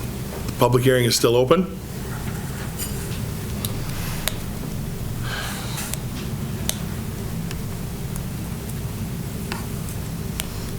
My concern would just be that there aren't going to be any additional costs to the city. So if there are suddenly a high increase in traffic accidents along Hoover or HH because of this development, and then suddenly who would be responsible for redoing that intersection again? Because I want to make sure that we don't end up, we can't even manage our own potholes. So we need to make sure that we aren't adding anything additional right now that will cost us a lot more money. Thank you. And potholes are very manageable. We've managed to have them every single year. Oh. No, too bad? Sorry. Yeah, potholes are a really touchy subject. I know, it's terrible. Were you going to come up, sir?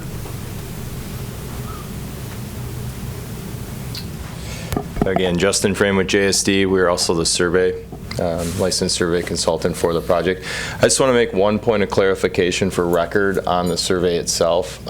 If we could zoom in right where it says County Road HH, the bold text. Like that? Yeah. So, and then if we could pan just a little bit towards the east. This way? Yep, right there. Okay. So one point of clarification, the 10-foot utility easement that's labeled 10-foot utility easement is actually a 10-foot multimodal pedestrian path easement. It is not a 10-foot utility easement, so that it matches to the east of Hall Avenue. So that's a misnomer I just want read for record. So you're saying this 10-foot public bike path and utility easement will continue on? Correct. So that's a pathway. And pathway. Pathway. So I just want to make that formal request so that that item wouldn't have to come back.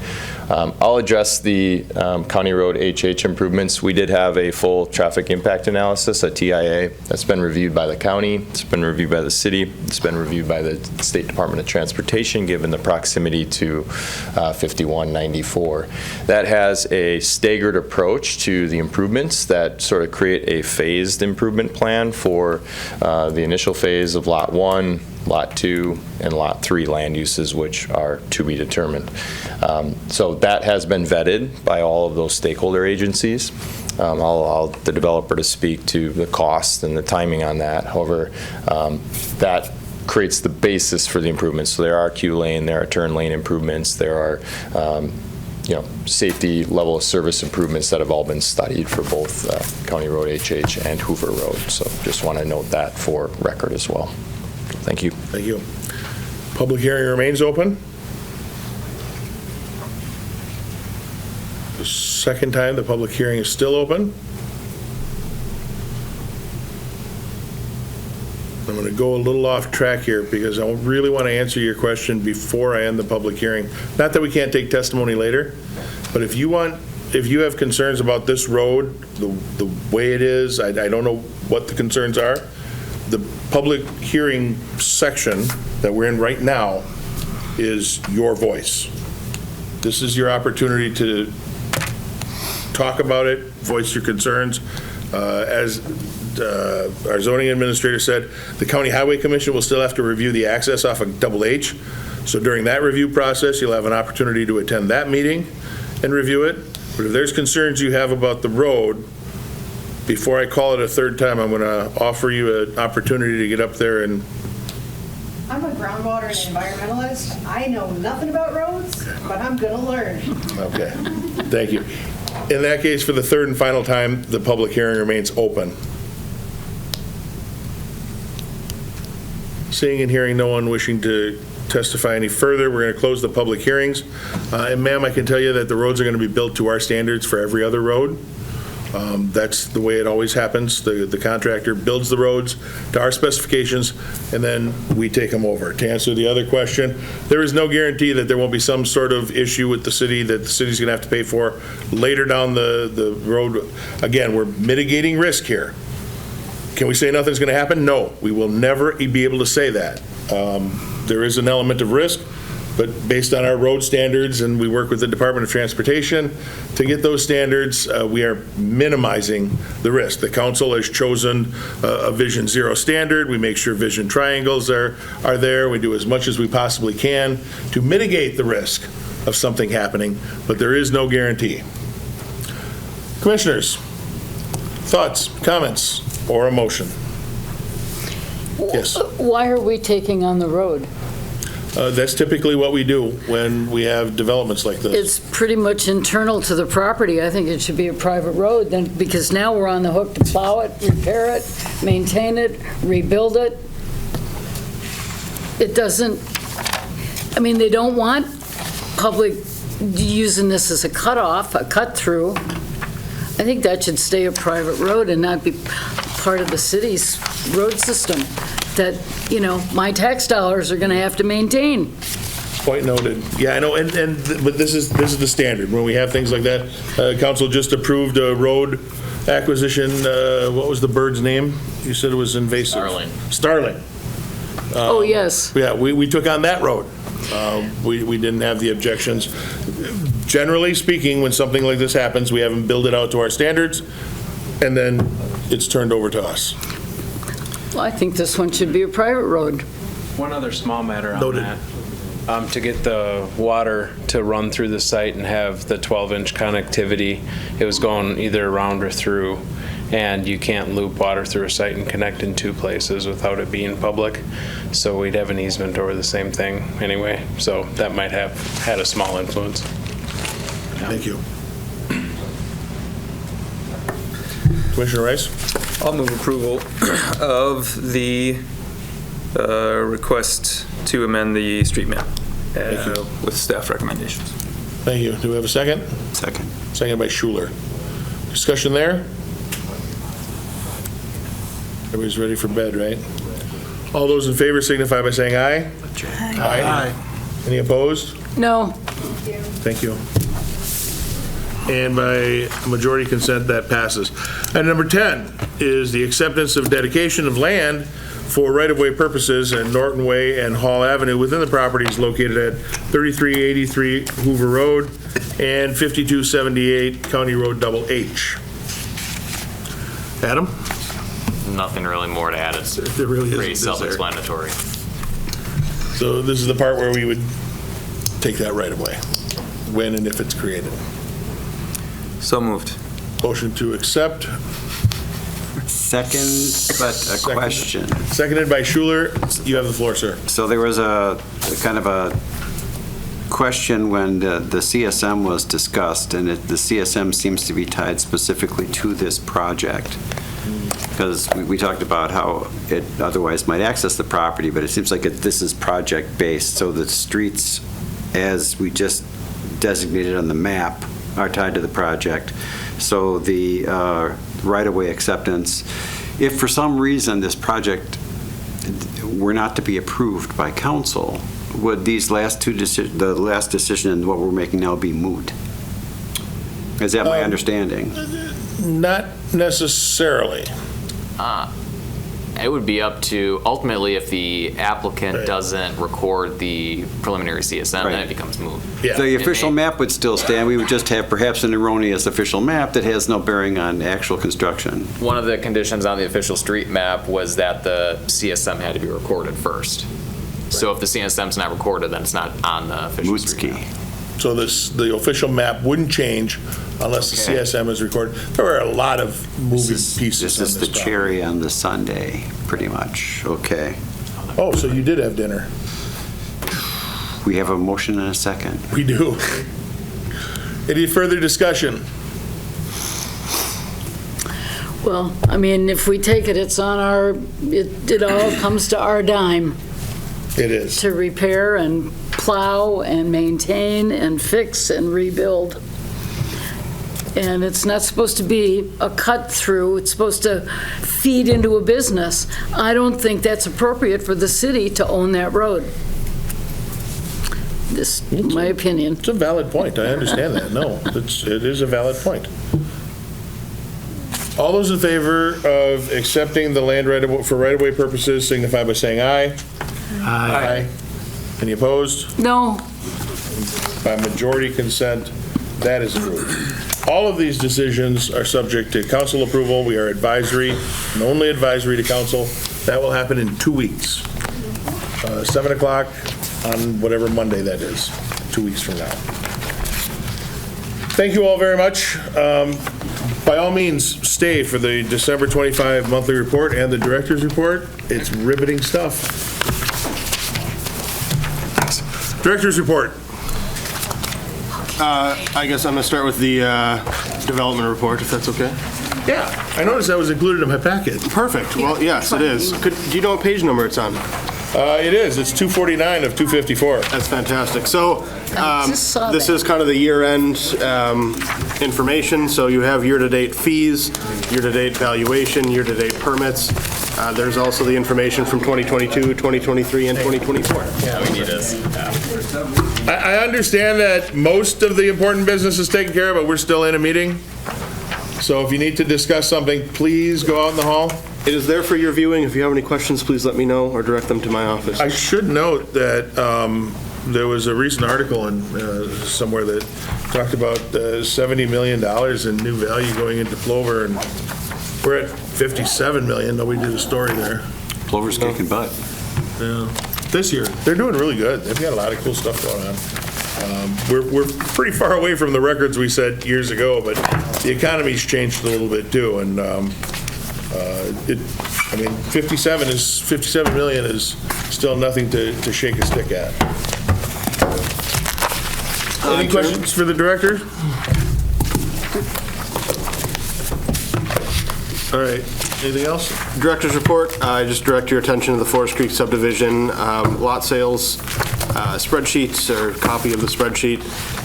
We did have an offer put in for 16 more lots. Those lots are pending. Grand total, 43 lots have been sold or are pending. We have 16 lots remaining. We are currently working with a potential developer to build out phase 2 for us, potentially starting in 2028 if all goes well.